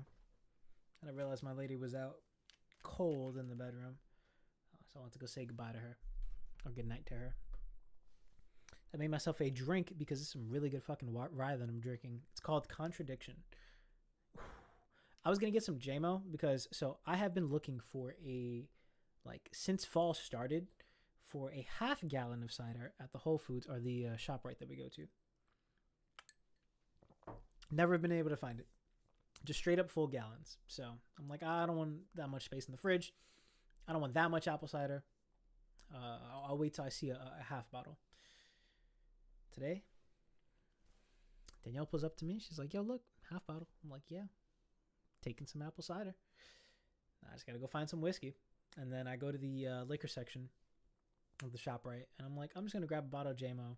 And I look at the bottle and I'm like, oh, it's cute. Because it's like Christmas colors. We're in the holiday season. It's like, yeah. I won't even overthink this. I won't even try to pick a specific whiskey or anything for this. I'll just I'll stick to some JMO. And it's on sale. I was like, all right, cool. Again, Danielle pulls up. She's like, yo, look, what about this? It's rye. And I'm like, ooh, it's rye. And it's also on sale. Yeah, we're gonna have to try that out. See what that is. It's pretty cute. The label has like a little elephant on it. Tasty though. Really good stuff. Limited glimpses we got in this of and it goes well with the apple cider. She had me at rye. She super had me at sale. Raru's kingdom before before Ganondorf redecorates, I suppose I'll say. I thought it was. This person looks scary. It was cool to see little glimpses, although I did feel that I wanted to see a bit more. I agree, yeah. Perhaps just maybe not a full hub of the Great Plateau, but I'd have liked to see more of not just Raru's Hyrule Castle, but especially the Temple of Time and how the geography of the Great Plateau in that time is really interesting to me, because it's still a little bit of a mystery how that connects to the Great Sky Island we see in Tears of the Kingdom, which Raru's spirit says in that game that was the Garden of Time, so that was the area that surrounds the Temple of Time in Raru's time. But it doesn't quite seem to line up very well. No, there's too much land, basically. Exactly, it's a bit strange. But what do you think of this era's Hyrule? Well, I do agree with you that I would have. Oh, I just realized how to do this in Grounded. So in Grounded, I have me and a couple of buddies have our own little world, survival world. I just finished our base. And I was like, damn, I've done one cool base. I'm going to want to do one that's actually amazing, because that's how I am with the games that you can build things in. So I was like, all right, let me put it to the side. I know where I want to build it. If I build a second base, let me just chill with it though. Hyrule Castle is it. Hyrule Castle is completely it. Oh, you know what I'll do? Actually, you know what I can do? I wanted to test something out with the house building. So then I'd have to switch over the files. Yeah, I'll do this offline. I was gonna test out how I was gonna use this opportunity to basically go into the house builder for Tears of the Kingdom in a different save file and see what I could try out there. But this is fine. So in the Grounded world that we built,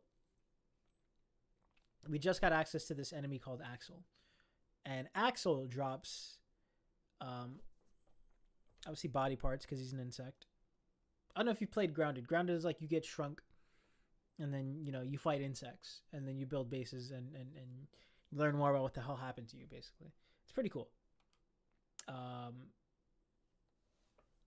Mata done it, but pretty cool so far. So Axel drops materials to build a chest, but not just any chest, for storage. This chest is double the amount of storage space than any other chest. So this is the chest. You can also build a trophy of him in your house. You can build his head, and his head is humongous. So you have to have a lot of wall space and a lot of height in your house to even put him on. But the cool thing that I have not been able to incorporate into our base yet is the You can build a throne out of his body parts. So I'm like, where am I gonna put a throne? I want to build like one of those bandits. Let me see. Goblin hideout. Boulder. Jesus. Let's see if I can find this for us. Yeah. Yeah? No. A bingo bango. The Goblin Camp. I've been trying to like repurpose our current base into like something that looks like the Goblin Camp from whatchamacallit? From Baldur's Gate. And that would justify putting a throne in there. But no, you could just rebuild Tears of the Kingdom's Hyrule Castle. You could rebuild Rauru's Hyrule Castle. Oh my god, we're never gonna finish this video. Because I'm definitely hopping into a world at some point. Like a solo world, just to see if it's possible with like the pebble foundation that it has in that game. Doesn't quite seem to line up very well. No, there's too much land, basically. Exactly, it's a bit strange. But what do you think of this era's Hyrule? Well, I do agree with you that I would have like it felt a little bit video gamey, where it's like all these just separate levels instead of one interconnected world, which I guess is part of the Musou game type of experience. But yeah, a hub world on either the castle or a big part of the plateau would have been cool. But overall, I do think that they put like just little details in there that I did like how those dragon trees, I think you call them, they have growth on them. They actually still... Oh, in the Ceres Scablands, yeah. Yeah, and just in general, like I do... There were a few places that I felt... Warrior? I would have loved to see the Zonai ruins. Just, you know, I wanted to... There was not... I don't think there's a single mission in that province, right? In Faron? There is... I'm certain there was a Faron mission. Maybe I didn't do all the side quests, so maybe I missed it. It might have been a side quest. I don't think there was a main... There definitely wasn't a main quest there. But yeah, I'm sure there was a side quest there. And I think you can see some of the kind of the snake head statues. I don't... Maybe, again, it's difficult to kind of get your bearings sometimes in Age of Imprisonment, especially, I know you'll be the same, you're constantly trying to think, where am I in the world of Breath of the Wild and Tears of the Kingdom? And I was trying to do that in that one. I'm still not sure how all that connects to the original Zonai ruins, and because you would have expected that was the original kingdom's capital, like the Zonai Kingdom capital. But maybe that's from the Zonai time, like long before Rauru even. Who knows? Well, that's it. It's the Zonai history is strange. Who is they this kind of keep motherfucker? leapfrogging from the sky to the surface. We know they started on the surface, Okay, then they went to Link? the sky, Yes. then they went down to the surface, and then there's the Kingdom of Hyrule. 10% Link? And then we know that after the Imprisoning War, at least some islands were raised into the sky, like the ancient stone tablets, which is something we also should cover, and the Great Sky Island were raised as well. So there's kind of a up down history to the Zonai. Yeah, and all the while they also kept mining in the depths. Yeah. That entrance that they found, I think in Faron, Tobio's Hollow, the entrance to the construct. Yes, factory. that's kind of just north of the Spring of Courage, kind of between that and Necluda, like Black Tree Plain sort of place. It's like I said, it's difficult to line things up, especially because I quite liked one little detail that I loved to see was we already knew from Tears of the Kingdom that Hyrule in this era was much more flooded. We see that little map in the Forgotten Temple in Tears of the Kingdom, and we can see there's much larger bodies of water, including kind of central Hyrule. Hyrule Field is almost completely underwater, it seems, which is really interesting. And we do see examples of that in Age of Imprisonment. Like I noticed that the gate to the Great Plateau leads out onto a bridge, kind of over a big moat, which is really interesting. Yes. Well, So I just realized that there are 2 points to Akala region. And I've only ever noted one from my Tears playthrough. I just realized one of them. Hateno.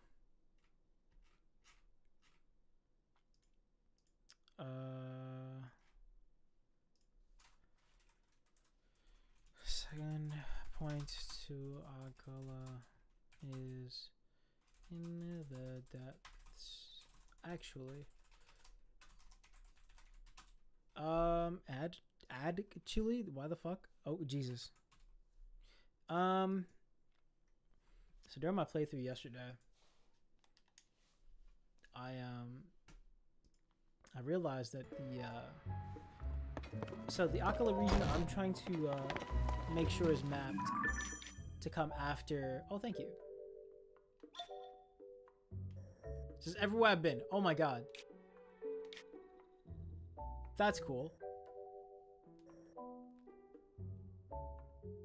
Yeah, a lot of mess going through here, but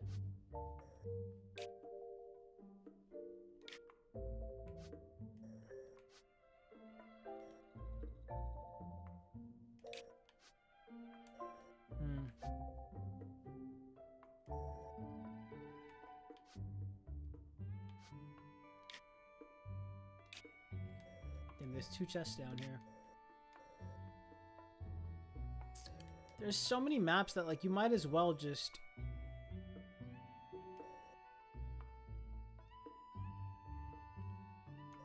explore these. Like, dude, there's not a chasm right here.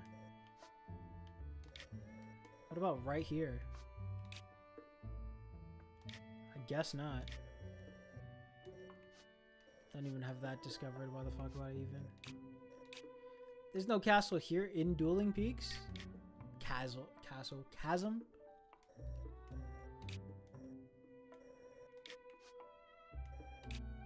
Like, how did we get down here? Through the volcano. That's how. Like, nothing on this side?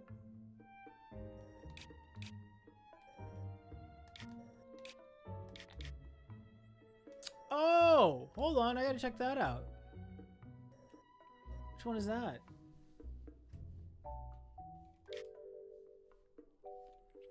Oh, we're looking for old map.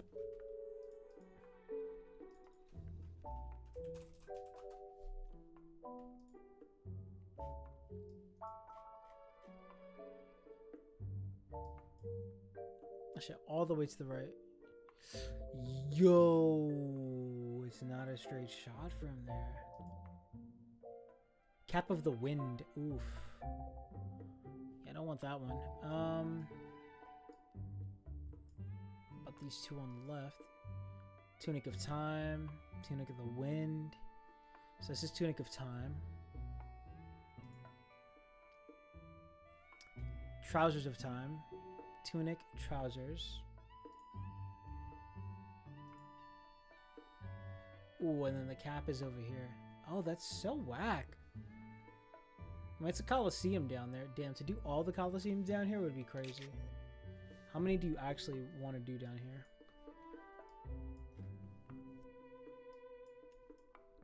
You definitely want to fuck with the Gleeok Den. Ooh, that's for the Cap of Twilight. Where's the other Twilight weapons? Hold on. Oh, the tunic is directly beneath. It's not a chasm over there, though, no. So you have to battle your way through this? There's, like, no light route here? Hold on.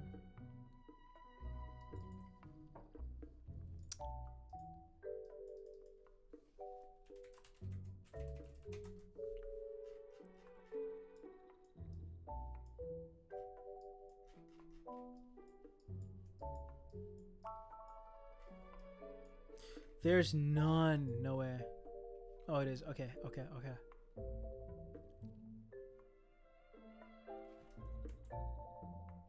Kimmy Meg. Let's see if we can find a quick tutorial on it.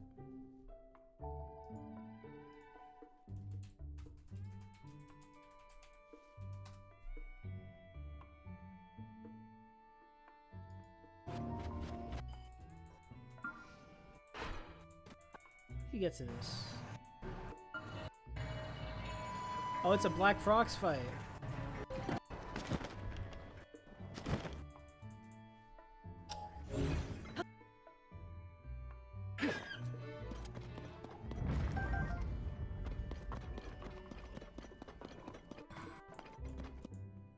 Okay, so there's like a lot of ore throughout this. Okay.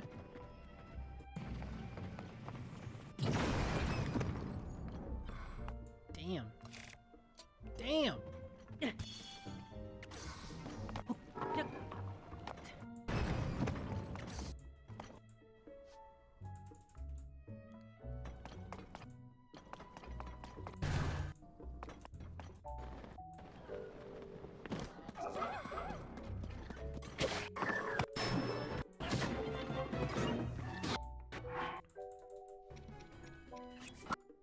Hold on.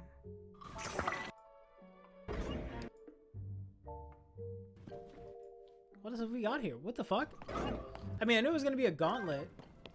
I kind of remember that.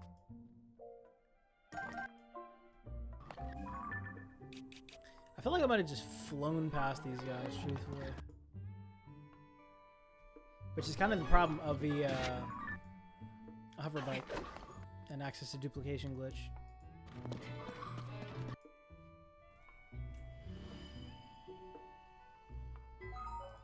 Okay.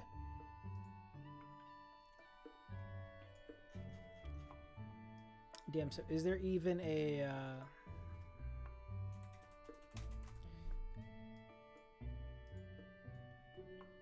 yeah, you want encounters, man.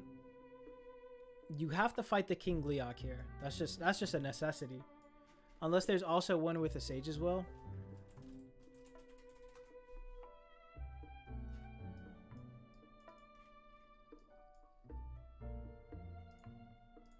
So we're gonna hide everything but the Gleok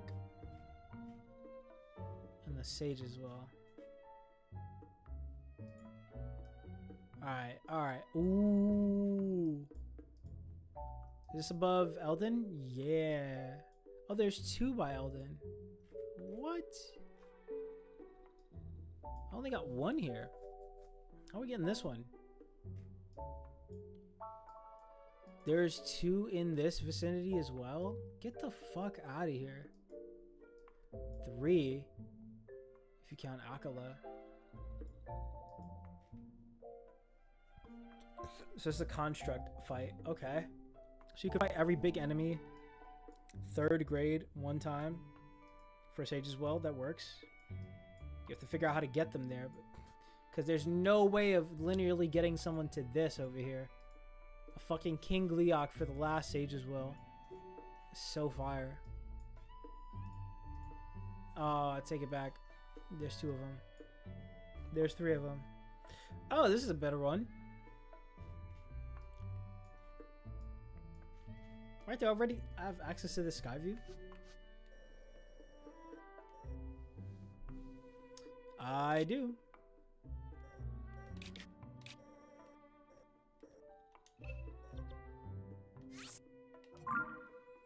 Yeah, I'll just teleport back real quick. Let's see how far this one is. I swear I will get back to this video.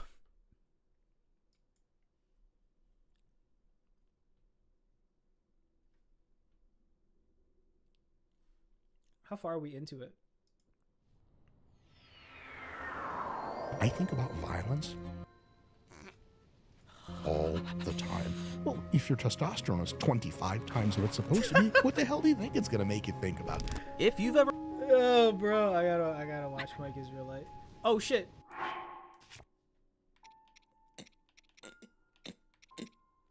Or whatever this video is on him. Damn, bro. You're gonna make me bring out a fire weapon. You're gonna make me have to fucking make something. Oh, no. Damn, I wish I had my... Yo, I lost my goddamn...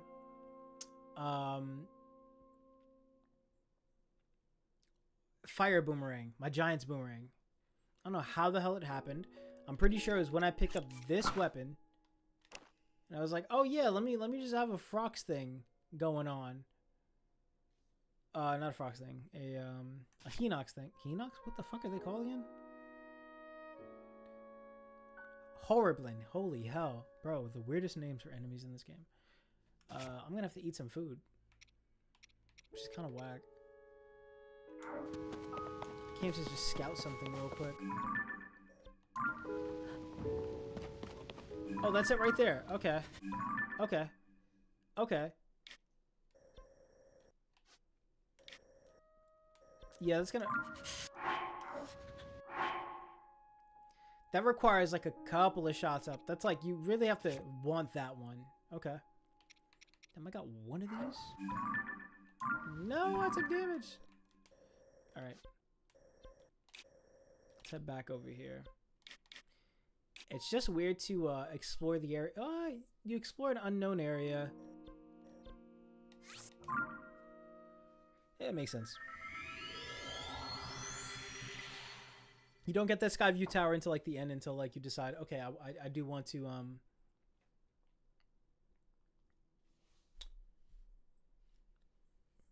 I do want to like explore more of this area.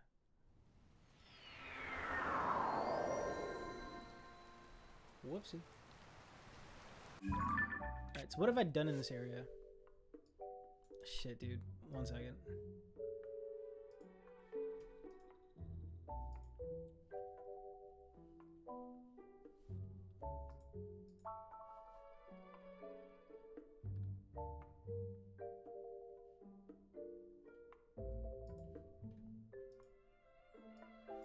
There you go. You see it on the overworld map of the game as well. You can see way more water, Yes, which it's was true. that's Of also one course, thing I wanted to bring of up course. from before. Like for- When I did for my one video of about the- the imprisoning war, I said Like if he had a good technically attitude, going back to the Zora Juana's- should not be Juana- living in the same place yet. Like Zora's domain we know Why is he from covered Tears in of the Kingdom sludge? and Breath of the Wild. In the books it said that they established that domain, that specific Zora's domain was established like sometime after the calamity of 10,000 years ago, I believe. Yeah. So in my video I even said like I'm a bit skeptical I'm a bit skeptical that they will actually remember that they wrote that. In my video I even said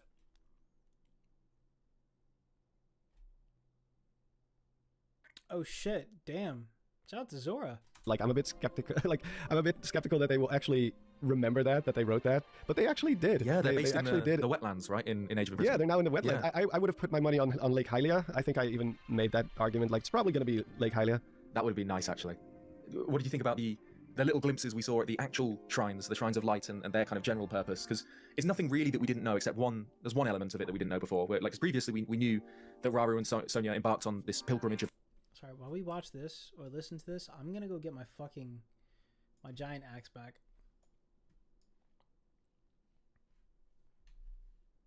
Jesus Christ. How do I get this? Okay, cool. Of light, where they kind of went across Hyrule and defeated these previously unspecified evils and placed the shrines where they were defeated to kind of prevent them resurrecting. And in some way, the shrines seem to purify whatever dark magic or gloom or what have you is left, and that's why you see the spiral of light, much like when Raru seals Ganondorf. But in Age of Imprisonment, it's revealed that these evils are something called shades, which we hadn't seen before. What did you think about those? Yeah, I don't know. I don't really know what to make of them, except that when you kill them, they turn into Poe spirits. All of them, always. Yeah, that's so interesting. clearly, there's like a spiritual thing to it. Like they're like corrupted souls or something. But I think it's more or less tied to the whole idea of evil will always exist, probably due to because I think the word being used for gloom and malice and all that stuff is similar to the like the Mises curse. Right. Like the terminology is similar, or even just the same. I would have to look that up again to make sure that I'm not talking out of my ass. I'm pretty sure it's tied to the same idea. Right. Because there's But to actually to actually see them, the shades, it does show that this force, this gloomy malice-like force, already exists independent of Ganondorf. yeah. So it's more something that he uses or taps into. It's not like he created the whole grudge, gloom, whatever you want to call it. Yeah, So, well, obviously we know Raru and Sonia are aware of them before Ganondorf is even really on the scene. But we know that Calamo talks about them as well, but just at the very start of the game when he and the Night Construct go and help out Ardi's Gerudo, he says something along the lines of that they show up when the land's not doing so hot or something like that. Kind of the implication is that, when Hyrule's in a bad state or whatever, or maybe there's less order in the world, you get more of these kind of malignant spirits appearing, which... Yeah, it's a really interesting Makes concept. sense. It does make sense, yeah. and I also like that. That's actually when I already knew that the game was like that. That was my first hint that the game was going to be good, because the fact that they actually show, that's one of the first things they show, that like, oh yeah, this shrine is still under construction, and then they finish it. Because that, first of all, it's just cool to see that that's a thing that was still happening is even when supposed Zelda to go arrived. here. You know, this is 'cause literally a I got the pathway impression for a that they win. placed all these shrines like long before Raru ever even became the king of Hyrule. But even after he's already the king of Hyrule, they're still busy cleaning up the land in a way, Yeah, you know? which I thought was really And nice. they're still constructing And, these shrines. I thought it was interesting how like the actual mechanism of them finishing the shrine, because we obviously see Raru and Sonia put their hands together in the exact same pose we see on the statue in the shrines. Yeah. Which So is lift really off. great. And obviously we know that Raru has light powers, which will be, I assume he's doing, the majority of the labor in sealing these shrines. But then Zelda says something along the lines of, oh, that must be tiring for you. And he says, not like it used to be, and then mentions that now he has Sonia. And it seems like it read to me that it seemed like Raru was doing this before Sonia. He was, defeating shades and creating shrines. But then he mentions that now he's got Sonia, his seals can last for a lot longer. So to me, that sounds like Raru uses his light powers to, actually banish the shades and create the seal or whatever. But then you've got Sonya's obviously time power, kind of lengthening that seal and allowing them to last for much longer. I assume that's how that was meant to be read. I think so. Yeah. Which is cool because then it's always been a little bit unclear how Sonya would have tied into that, because obviously she's not really shown to have a particular power of light in the same way that Raru and Zelda do. How does time help with creating shrines or whatever? But yeah, that's a good explanation for it, that it helps Raru's magic last longer, which I thought was just really neat. Yeah, and I'm sure there's also an element of like maybe she's sharing her own life force with him to amplify his magic in a way. In much the same way that Sonya and Zelda do during the Great Plateau attack, I suppose. Yeah, exactly. Because I don't really see how time plays into that. He's just firing off a Kamehameha beam towards the Molduga. So yeah, I'm sure there's also some of that in there, which makes sense. That's been a theme in Zelda in general, where certain characters who are very powerful, they can either share their life force or they can transfer it to someone else, like how Zelda transfers her life force to Midna to save her in Twilight Princess. Yeah. And I'm sure there's more examples. In general, like Vati, for example, always wanted to steal Zelda's light force or life force, whatever you want to call it. Skyward Sword, similar. Yeah, I suppose in Breath of the Wild, you have the Sheikah monks who kind of seem to give the very last of their spirit. Coalesce into these orbs and then they fade away, and Link can use their power to kind of gain blessing from Hylia. So yeah, there's definitely precedent for that sort of thing. It's very Dragon Ball Z-esque, where you can like share your key. Spirit bomb, sort of. Others. Yeah, spirit bomb, or when they give each other energy to heal each other, that kind of stuff. So it's like I said, it's like key energy or whatever, and you can transfer it. So already done. That's probably what's happening there. Yeah. That just you have two powerful entities who also happen to have the Secret Stone to amplify that magic like even further.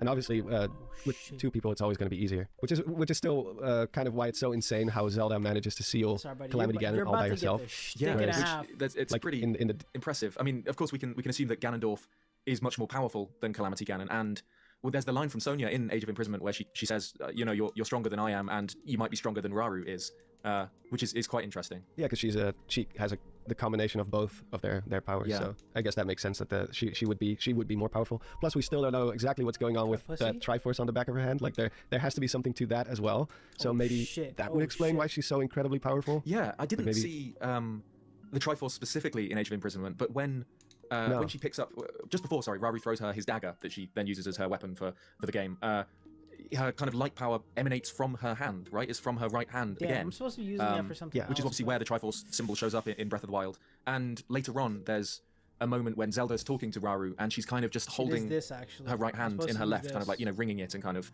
I don't know, they didn't show the Triforce symbol, unless I missed it. But again, I think there is kind of... Unless you count Sonya's body paint. Yeah.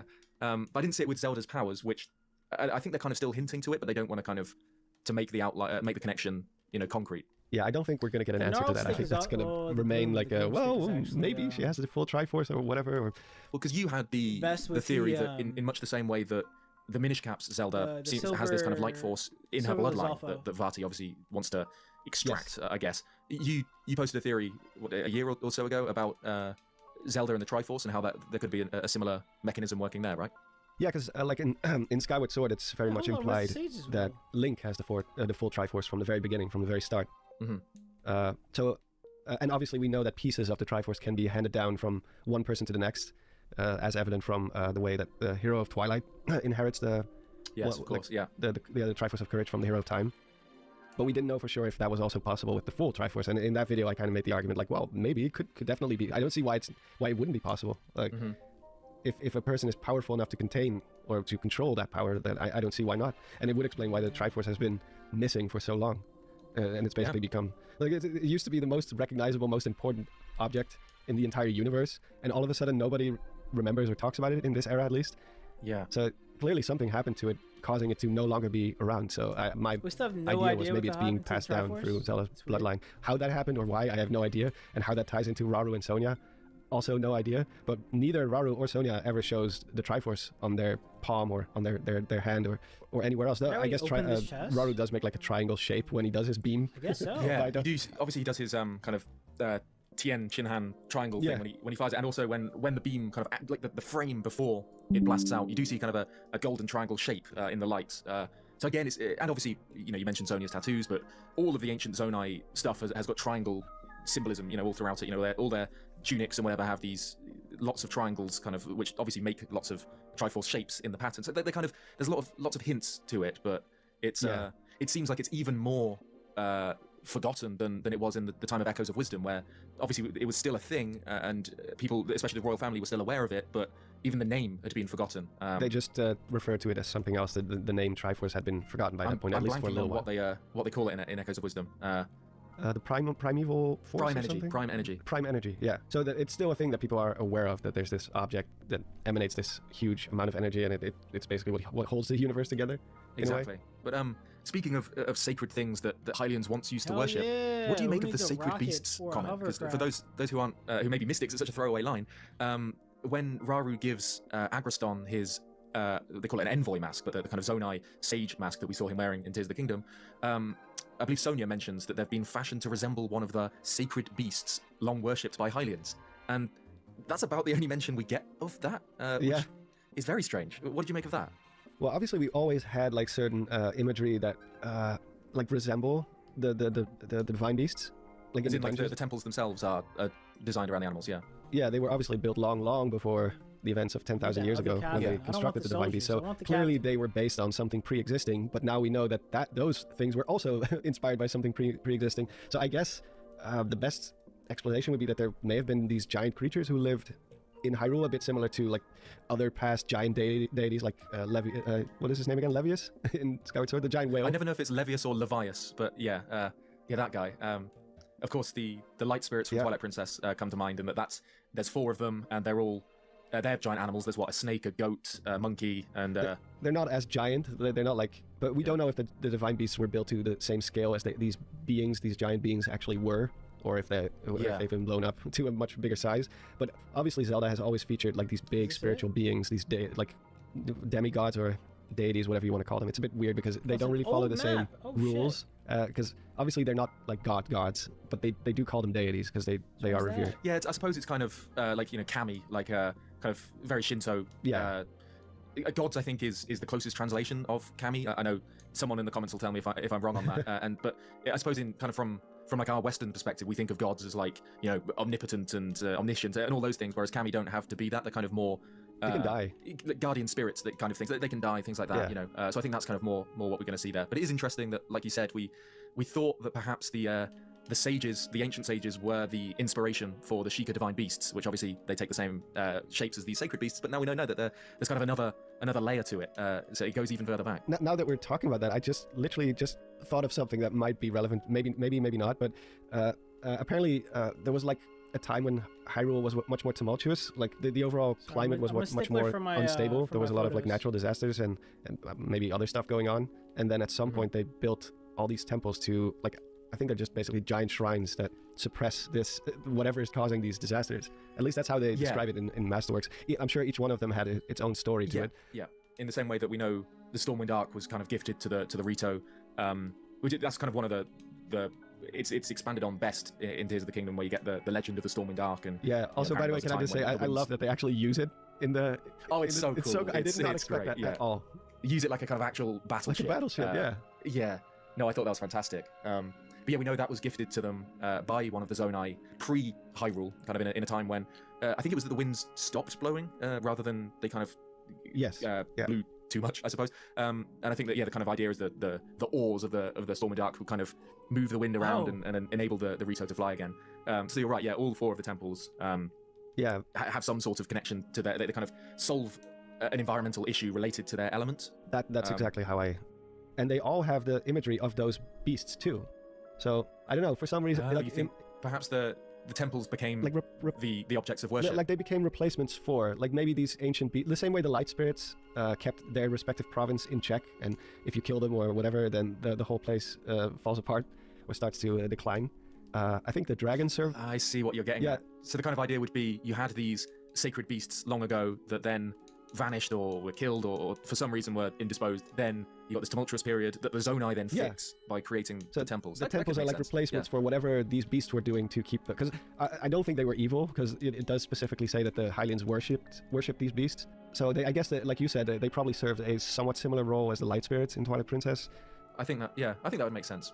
One thing that I thought was interesting is that we had the names of the divine beasts in Breath of the Wild. You know, you had Var, Meadow, Ruta, Ridania, and Naboris. And we knew that they were named after ancient sages. And prior to Tears of the Kingdom, it seemed likely that they were kind of callbacks to sages from the era of myth. You know, you got Naboru, Darunia, Medley. and Ruto from Ocarina of Time. Yeah, and then Medley from Wind Waker.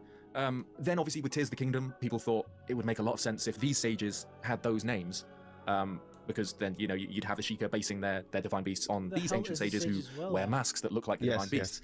That isn't the case. You know, we have completely different names for these sages. Although there is a really cool naming tradition, it seems, for Age of Imprisoment's names.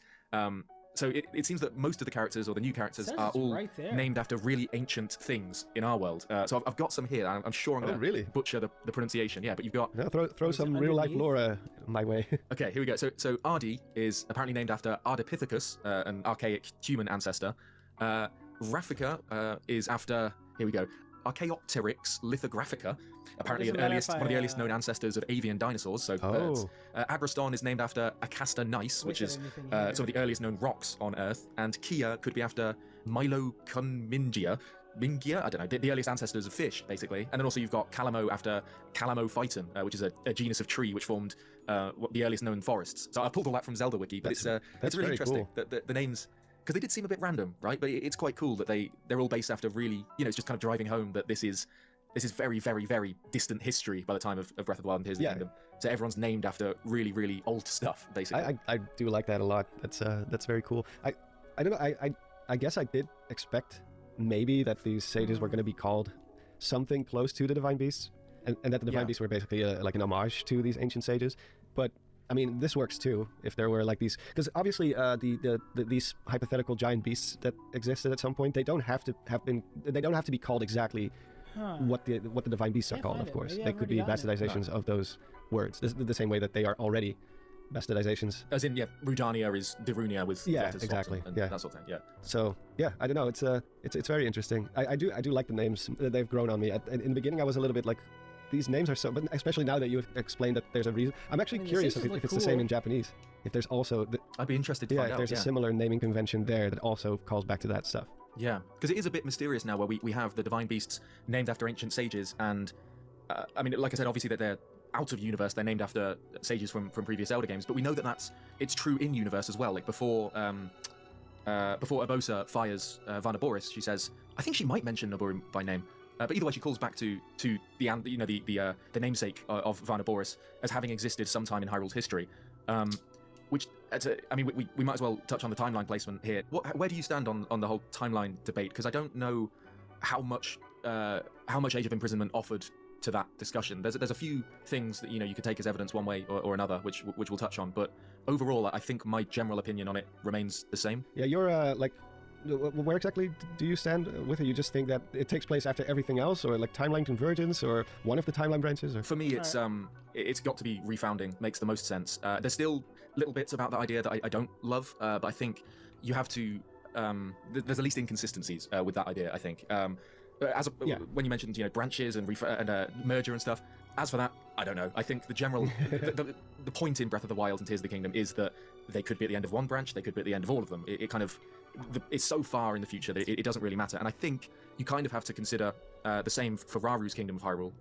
You have to assume that it takes place after the other games, because we know. Yeah, I've seen some debate since Age of Imprisonment suggesting that Raru's Hyrule takes place before Skyward Sword, even.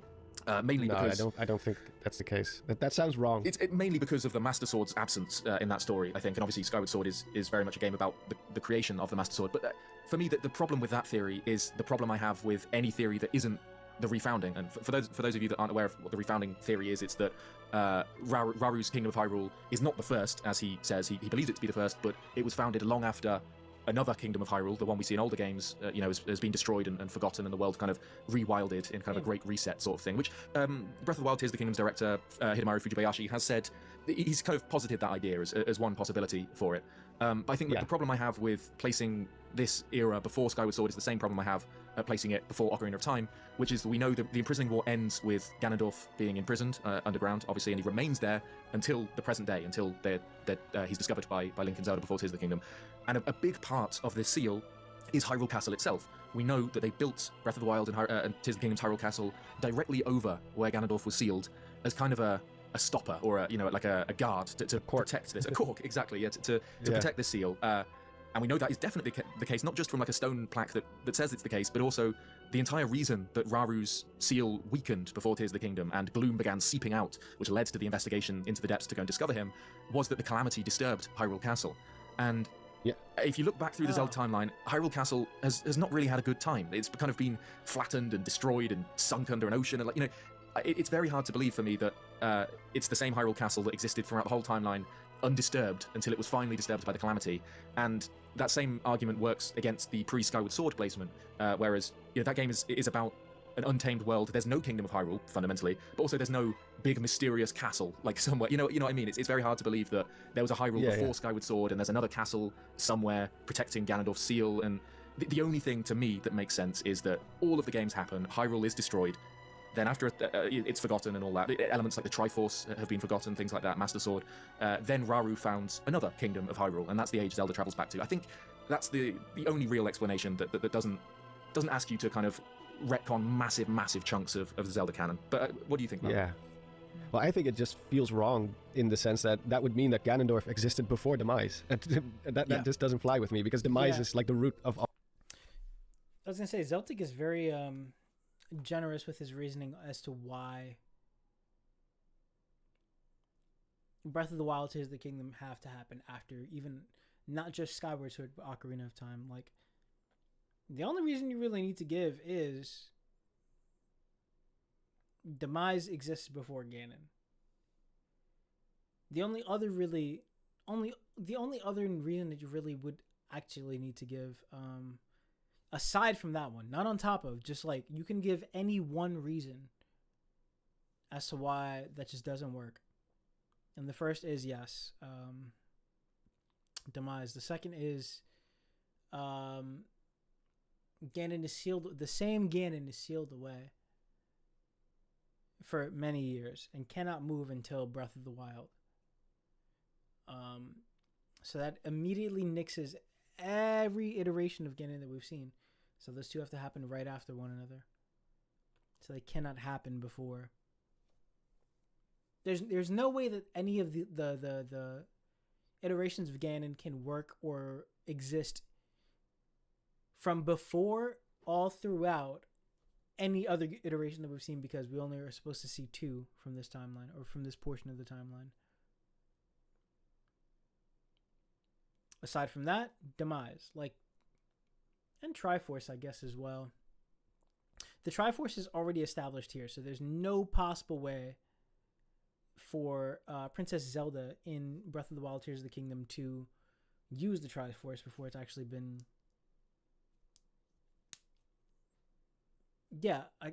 established in Skyward. I wasn't gonna say invented, but used. I'm trying to think of one more, this is the only reason you really need to place Tears in Breath after all evil everything else.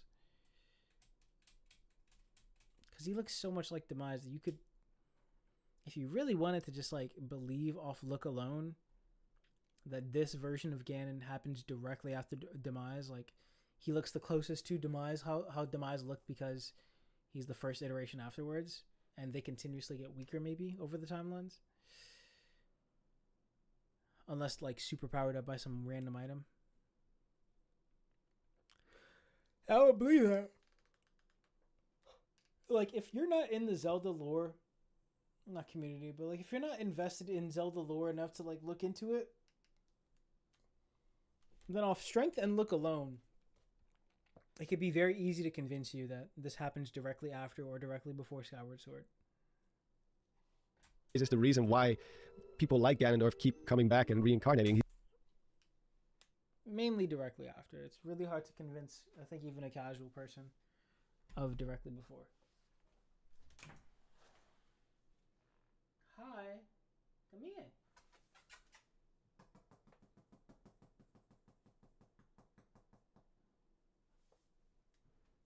Come here, sweet boy. We've got a visitor. gonna close the door real quick. I'll let you back out because I know you probably want to leave. It's Chippy Chopper. Say hi, Chippy Chopper. Sorry, say hi into the mic, Chippy Chopper. That's my sweet boy. Chopper has been very bad. He was chill. Me and him were chill. So Bippy was in the hospital because he fucked up. Ate something he should not have. And me and Chippy Chopper were your breath stinks. Chopper and I were hanging out perfectly fine. The second that Bippy got home from the hospital, Chopper has been like scratching at his cage. He's learned a new way to climb the top of the cage, which is scary enough. Yeah, and he's like, hi. And he's able to climb it now, which we haven't seen in months, like nearly a year. So he's been acting out. Yesterday, this guy woke me up at like 7:30 in the morning because he was like catching cage rage, which is like he never does. Cage rage is basically when Cage rage is basically when a ferret starts like scratching at the cage, biting at the cage, trying to get out, letting them know, letting you know that they don't want to be in there anymore. They want to come out and play. Which is weird considering that this guy sleeps for like 20 hours a day. He sleeps for like 6 to 8, then comes out to play for an hour, sleeps the rest of the day, and then comes out to play for another hour at the end of the night. But he was up bright and early, like, nope, trying to get out there.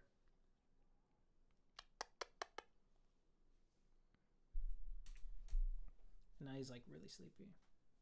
Hi, buddy boy. Say hi to people. Yeah, he's super sleepy, Mr. Yawny boy. Aw, what a cutie pie. He could just be chilling, bro. He's like the chillest. He's the chillest guy. Look at him.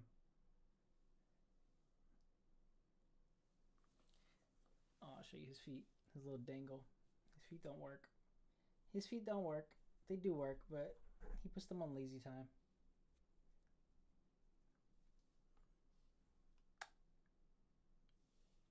Didn't even train him. He just be chilling.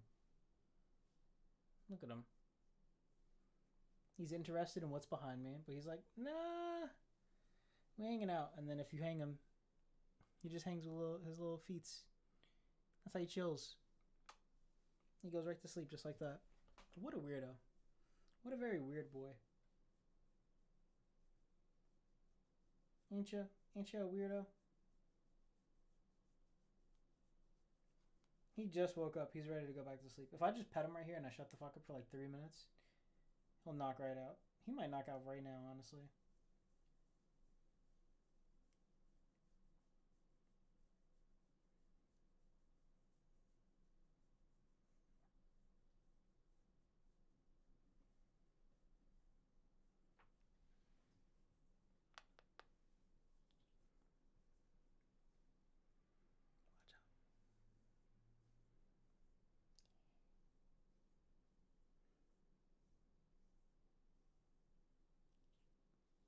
Okay, damn, I failed.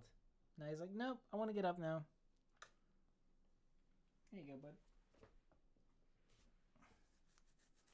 Cute as heck, this guy. And his brother. His brother, talk of the town at the hospital. When I picked up Bippy, so Bippy, I've explained this last stream, but Bippy was in the hospital. He had to get an earplug surgically removed from his stomach because he ate it. When I went to go pick him up, I had missed my time to like speak with the nurses or the doctors because I arrived at 6 instead of 5. Sorry. Since I arrived at 6, Chopper's just chilling here. I put him down and he hasn't moved. He's just laying right next to me. He's so cute. So I got there at 6 instead of 5 because 1, traffic, and 2, because I had to leave a little bit later because I was doing laundry to prepare for Bippy's return. So when I got him home, I could just put him into like a nice, comfy new home for him because these guys had to be separated, And so their cage that they live in together had to like make a way to divide it and also make it comfy to be like a 1-story space for each person, because there's like 2 parts of the cage. It's like 2 halves of the cage, but the halves also have like, instead of having like a ramp that goes straight up to the second half, you have a ramp that goes up a quarter of the way, or half of the way a quarter of the way total.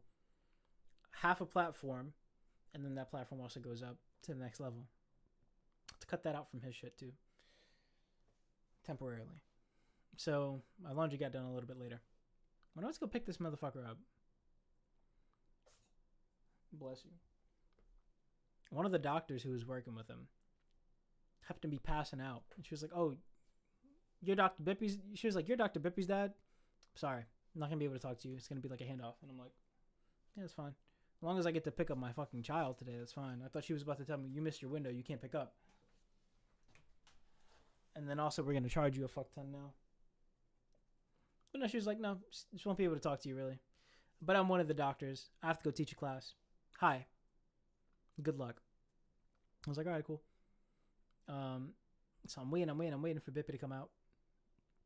And like, I went to like the vending machine or something like that. I went to go check on my Uber because I had Uber outside waiting for me. So yeah, I went, checked on my Uber, came back. I think like a group of kids passed by while I was coming back, or while I was leaving to go check on the Uber. And she was like, I was like, "Damn, she said she has to teach a class. What if she's like teaching kids? Like, actually, that'd be fucking hilarious." I thought she meant like, I thought she was leaving to like go to like a college or like, I don't know, some type of like other like activity that she does on the side or whatever. No. In hospital class thing. So I'm like, all right, cool. That's good for her. I assume that. I don't know that. The confirmation that I get of that theory is that I'm looking and you can see the glass through the next floor. You can see through the, like it's like a whole windowless, whatever. It's like a window full thing. I can see through the next floor basically. And I look up and I see someone come out swaddling a ferret that looks like Bippy and make eye contact with me and go, and it's the lady. And I was like, all right, cool. She's able to hand him off to me after all. So she's like, "Yeah, got a moment. The other doctor has a moment. We're going to actually meet with you anyway." And I'm like, all right, cool. My Uber's been waiting out for like 10 minutes. I thought it was going to be like a 5-minute handoff. I thought 10 minutes was like the max. I'm going to be here for like the next 20, aren't I? Which I was. I was there for like 30 minutes. And he was cool. He was chill about it because he was getting paid. And so I go into a little room. The lady starts talking to me. She tells me on the way out, the first time I meet her, she goes, "By the way, Dr. Bippy, he's delicious." And I went, "Fuck you mean by that?" And she meant like cute, like he's adorable. But I was like, that's a weird way to put it. Get your hands off my fucking son. And Danielle agreed. She was trying to sue the hospital after that. So, go into a room, talk to her. She's like, "He's amazing. Talk of the town. Everyone loves him in ICU. Everyone loved him in ICU. When we put him back to general, everyone loved him as well." I was like, "All right, that's what's up." But yeah, tell everybody that. Doctor comes in, explains what's going on. All right, here's the aftercare instructions, yada, yada, yada. Follow them well. If you have any questions, call the hospital. I'm like, all right, cool. And Bippy's like restless. He's like trying to walk around, explore the room. So we let him walk around, explore the room. And I'm like, all right, cool. As long as he's not climbing anywhere, he stayed in flat surface. He's Gucci. Put him in the kennel, waiting for his medicine at the pharmacy, the in-hospital pharmacy. And finally, his medicine is done. And the older woman, or the older lady behind the pharmacy counter is like, "Oh my God, is that a ferret?" And I'm like, "Yeah." So I like flip over his kennel so she can see him. She's like, "Oh my God, it's a cute ass ferret." And then she turns around to 2 techs behind her and she's like, "Yo, is this the same ferret?" I'm like, "What do you mean?" And the 2 techs are like, "Oh my God, doctor," and they're trying to get his name. I'm like, "Bippy?" And like, "Yeah." I'm like, how the fuck they know this ferret, bro? At this point, I'm like, yo, either they were playing with my ferret over here, or they just saw his name in the system and they've caught a laughing attack off of his name. So eventually I take him out the kennel and I leave him to the old lady. She's like petting him and shit. She turns around and the two techs behind her go, "Oh my god, it is Dr. Bippy." And I'm like, "What the fuck happened?" Like, did y'all let him roam around or whatever? She's like, "Yeah, like, you know, like they would let him like go around like small places, not like in the hallway or whatever, but just like, you know, let him stretch his legs a little bit. So we have fun whenever we do that with pets." And I'm like, "Okay." She's like, "Also, we took a picture of him." Or she's like, "That's the ferret we have a picture of." And I'm like, "Took a picture of my ferret? And not other ferrets? All right, cool." So while the old lady's holding him, and I'm like, "All right, my Uber's outside. Thank you for explaining the medicine to me." I'm about ready to go. They go, "Yeah, we actually the picture's on this computer that's in front of this lady." And I'm like, "All right, at this point now I really want to see what fucking picture they took of my ferret." And it's just him being held, just looking at the camera. He's cute as hell. I took a picture of it. I was like, "All right, so my boy was out here being the talk of the town while we were worried." Well, me and his mom were just like, "I hope he makes it through surgery.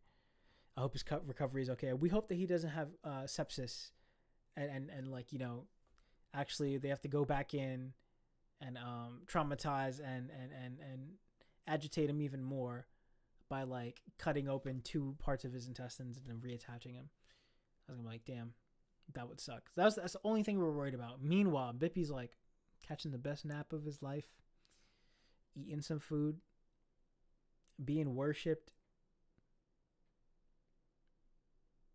King of the fucking castle. Yo, the biggest worry I had with having him bedridden for 2 weeks, because when I picked him up, they were like, "By the way, he has to have cage rest for 2 weeks. He can't really like play around and shit like that. So you have to separate him, but also you have to make sure he's not like jumping or like exercising." I'm like, "All right, cool." Take him out to stretch his legs when I make coffee in the morning, but like I take him out to the kitchen. He walks around and does like 1 lap around the kitchen. Put him back. Even like a back and forth. Put him back, because he's not really supposed to be doing that. Or he's supposed to be doing that, but like in that type of short burst. Nothing else. Not like elongated throughout the day. Like not like 20 minutes here, 20 minutes there. No, just like get him out, stretch his legs for like 30 seconds. Put him back in, bed rest. This motherfucker has not been complaining at all about the bed rest. He just sleeps all day. He waits for his meds. He hates taking his meds. I probably like spray his bowl to like wet his food, like this mist spray that I have, like 4 times a day. And immediately I'll wake him up, "Yo," give him a little tap on the head, "Bippy, yo, let's eat some food real quick." I'll be like, "Yo, what? Oh, there's more wet food? Yeah, I'm gonna need some of that." Goes right in, barely gets out of bed to do it. Eats some of his wet food, maybe puts out his first 2 paws to like, you know, get us grounded. Goes right fucking back to bed. He's been chilling. He's like, "Actually, this is what I've wanted all along. To be treated like a king. Y'all don't have to wait for me to like start playing with my brother." Chopper has not given a fuck. He's played with me. We've been chilling while Bippy was gone. But when Bippy came back, he's not like, "Oh my god, I'm restless to play with my brother again." He's like, "Fuck that nigga." I'm like, "All right, bro. Yeah, I move completely different out here." There's 19 minutes left in this, so I feel like I could finish this stream. But I'm gonna need another piss break, so I'll be right back one more time.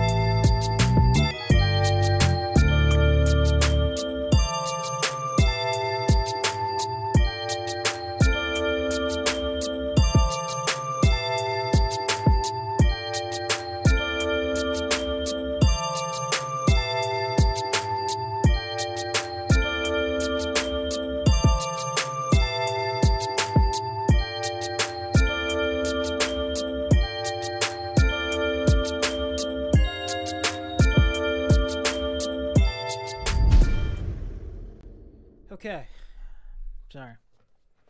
I had to go find Chopper so I could put Chopper away.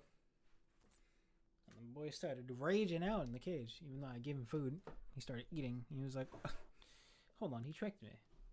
I don't want to be away, even though it's my bedtime. He's the birth of this evil. Obviously, stuff happened. So I figured out how to get through this a lot quicker with reacting or with interrupting and going off tangents less frequently, which is to eat a donut. Because that way, I won't react at all. Or Skyward Sword, and there was already a world down there, and there were ruins, so clearly people lived on the surface before that. But the whole idea behind Skyward Sword is that it sets up this entire cycle of Ganondorf, the princess, and the hero. You know, not just because a lot of people focus on the fact that it's the birth of the Master Sword, which it is. Like that's one big theme of Skyward Sword, but it's also setting up like the spirit of the hero and the princess, the essence of Hylia that keeps passing down to. It sets up the royal family. Like why the royal family exists and why they are powerful, why all the princesses have magic powers, and it just feels wrong placing any game before Skyward Sword unless it explicitly removes all the elements that would retcon it in some way, you know? Yeah.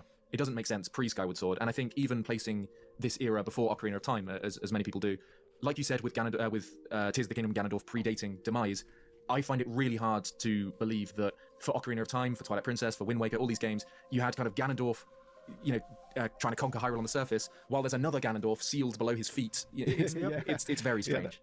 That would not make any sense at all. Yeah, and also there's straight up pre-Skyward Sword, Skyward Sword ruins in this Hyrule, in Raru's Hyrule, that already existed before he was king. Yes. Like the sealed, or it looks like the sealed temple, but it's the Forgotten Temple. There's the columns, the ancient columns. Then there's a few more, like these small, which clearly have Skyward Sword style engravings on it. Yeah, but I think overall, but my opinions on Age of Imprisonment and Tears of the Kingdom's timeline placement hasn't really changed with this game. It's more so that the game coming out has kind of reignited that whole debate. But I don't think this game reveals anything that really changes my perspective on things. I think there's a few little details. Like I've seen a lot of people mention the fact that Koroks exist in Raru's Hyrule is evidence of this game taking place after all the others, because of course we know that the Koroks evolved from the Kokiri, basically as a response to the Great Flood.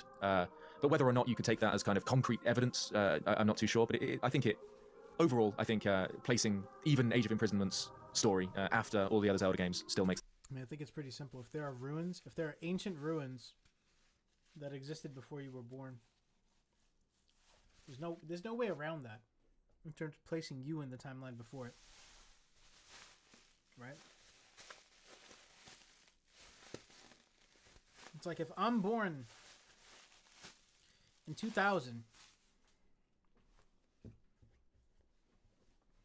and I see a sign that says established 1900, there's no math that I could possibly do that would make it so that 2000 comes before 1900. 2000 AD, actually.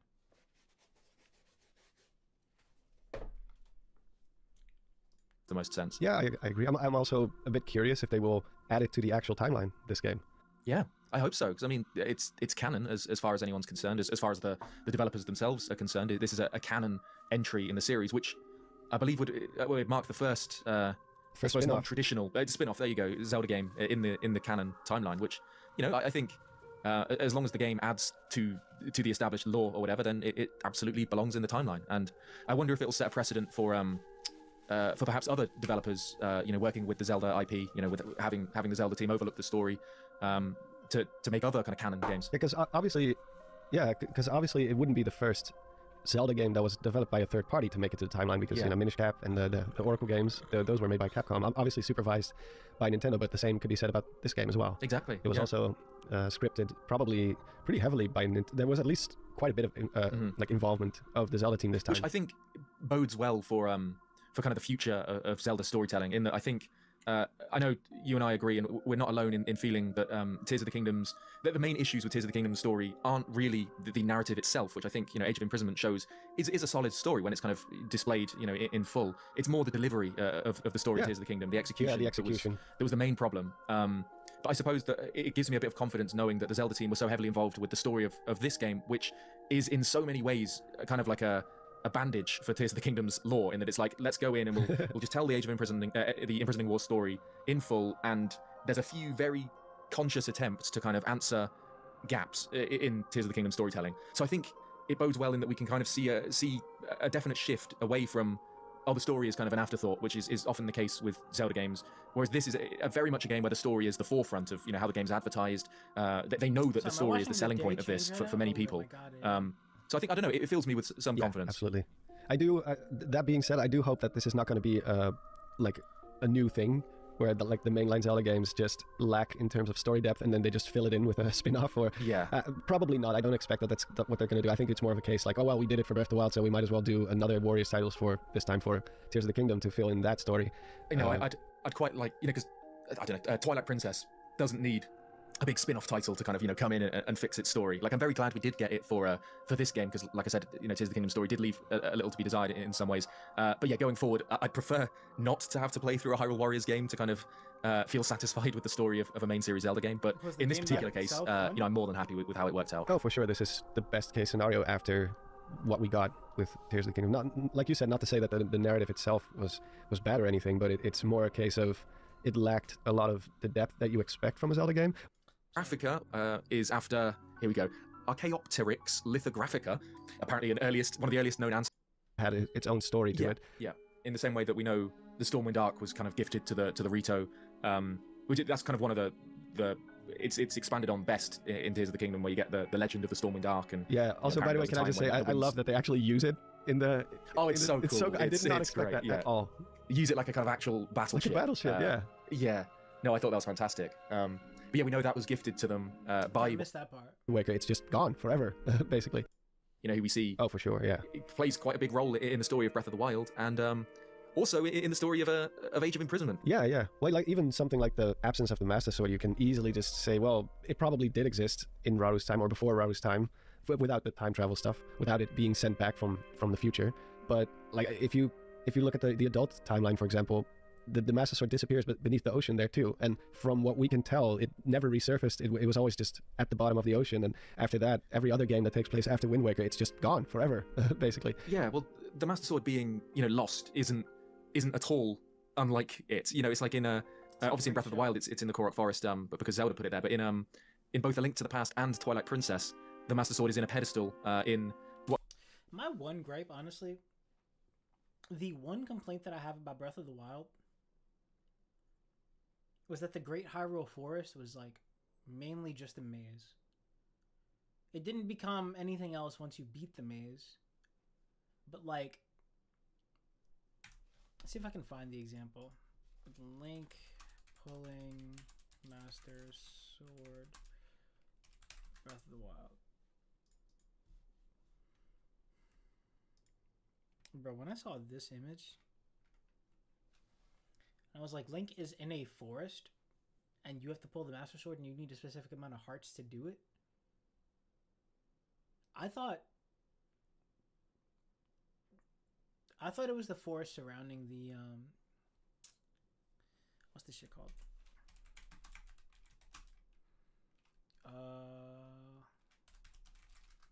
It's gonna give me Royal Guard locations. Chamber. Pathway. Oh, fuck.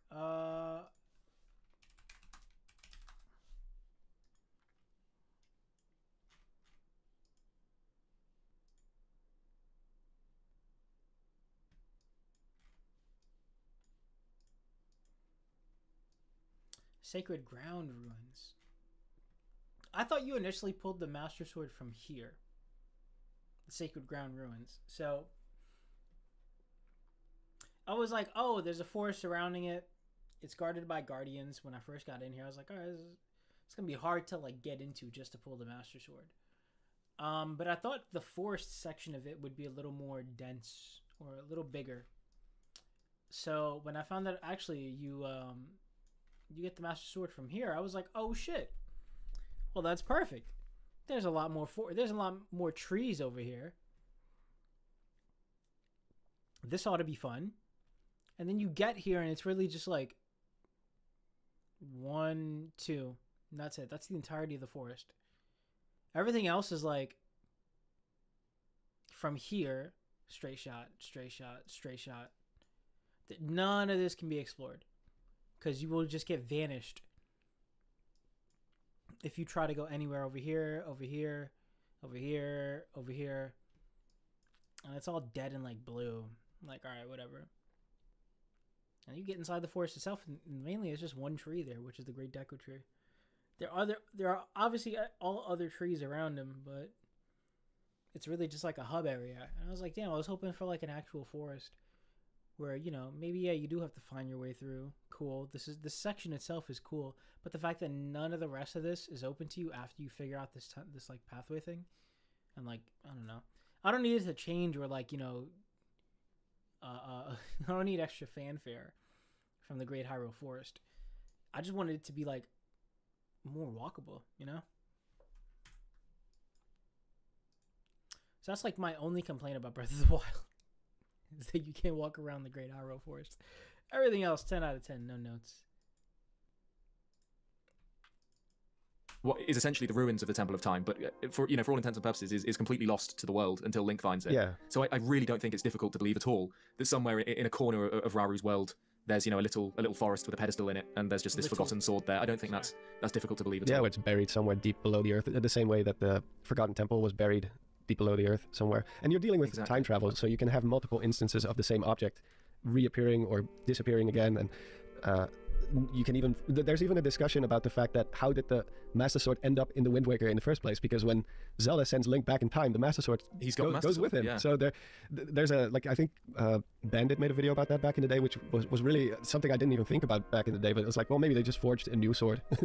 Like, yeah, maybe that's why it was weaker than the one in Ocarina of Time, which never lost its it didn't need sages to kind of empower it. Yeah. So, you know, the Master Sword has always been kind of showing up and then disappearing again. So I don't think it's unreasonable to say, like, it probably did exist in Raru's time, or at least before it, but it got lost to time, and it re-emerged not by uncovering it somewhere, but because of time travel. It came back into it's a bit like the same closed loop where they send the Purab pad back in time, and that probably inspired the ancient technology that we see later. Oh, that then ended up with the Sheikah Slate, which then inspired the Purah Pad. It's like a bootstrap paradox, or like a grandfather paradox. Exactly. But yeah, I mean, the Master Sword in particular, although it doesn't really appear in Age of Imprisonment, a little bit of it has quite a big impact on the story, which I guess we'll cover in the other half of this discussion, because this video is only half of my talk with MonsterMaze, and if you'd like to hear us continue to waffle on about Age of Imprisonment's lore, check out the other half over on his channel. There's a link in the description or a card in the top right. No shot, bro. I saw that both of these motherfuckers posted this video. I honestly thought, I don't know why I would think this, considering that I've watched like the collab videos that these guys have with like explaining the dungeon bosses or whatever. But I honestly thought that this was like just tweaks from their different perspectives of the same conversation. Not one half is here and the other half is on MonsterMaze. So with that being said, I'm ending stream because ain't no way I'm getting through that video. Ain't no fucking way. How long is that video? Watching or listening to this video? Another hour and 20. Jesus Christ. Yeah, not happening, my boy. Thank you, though. Pretty appreciate it. Not happening, though. I'll watch it later. Hold on. Jesus Christ, it just wants me to be there. I have to watch later. Insane new scandal. That's the entirety of our news cycle right now. Did you know this new crazy fucking thing that has happened? All right, that being said, let me kill some time. Testing out a theory I have about house building in this game using this specific area as a proof of concept. Yeah, thank you for watching. Appreciate you sticking around. Hope you enjoyed. I'll cut this up, maybe post this tomorrow. Yeah.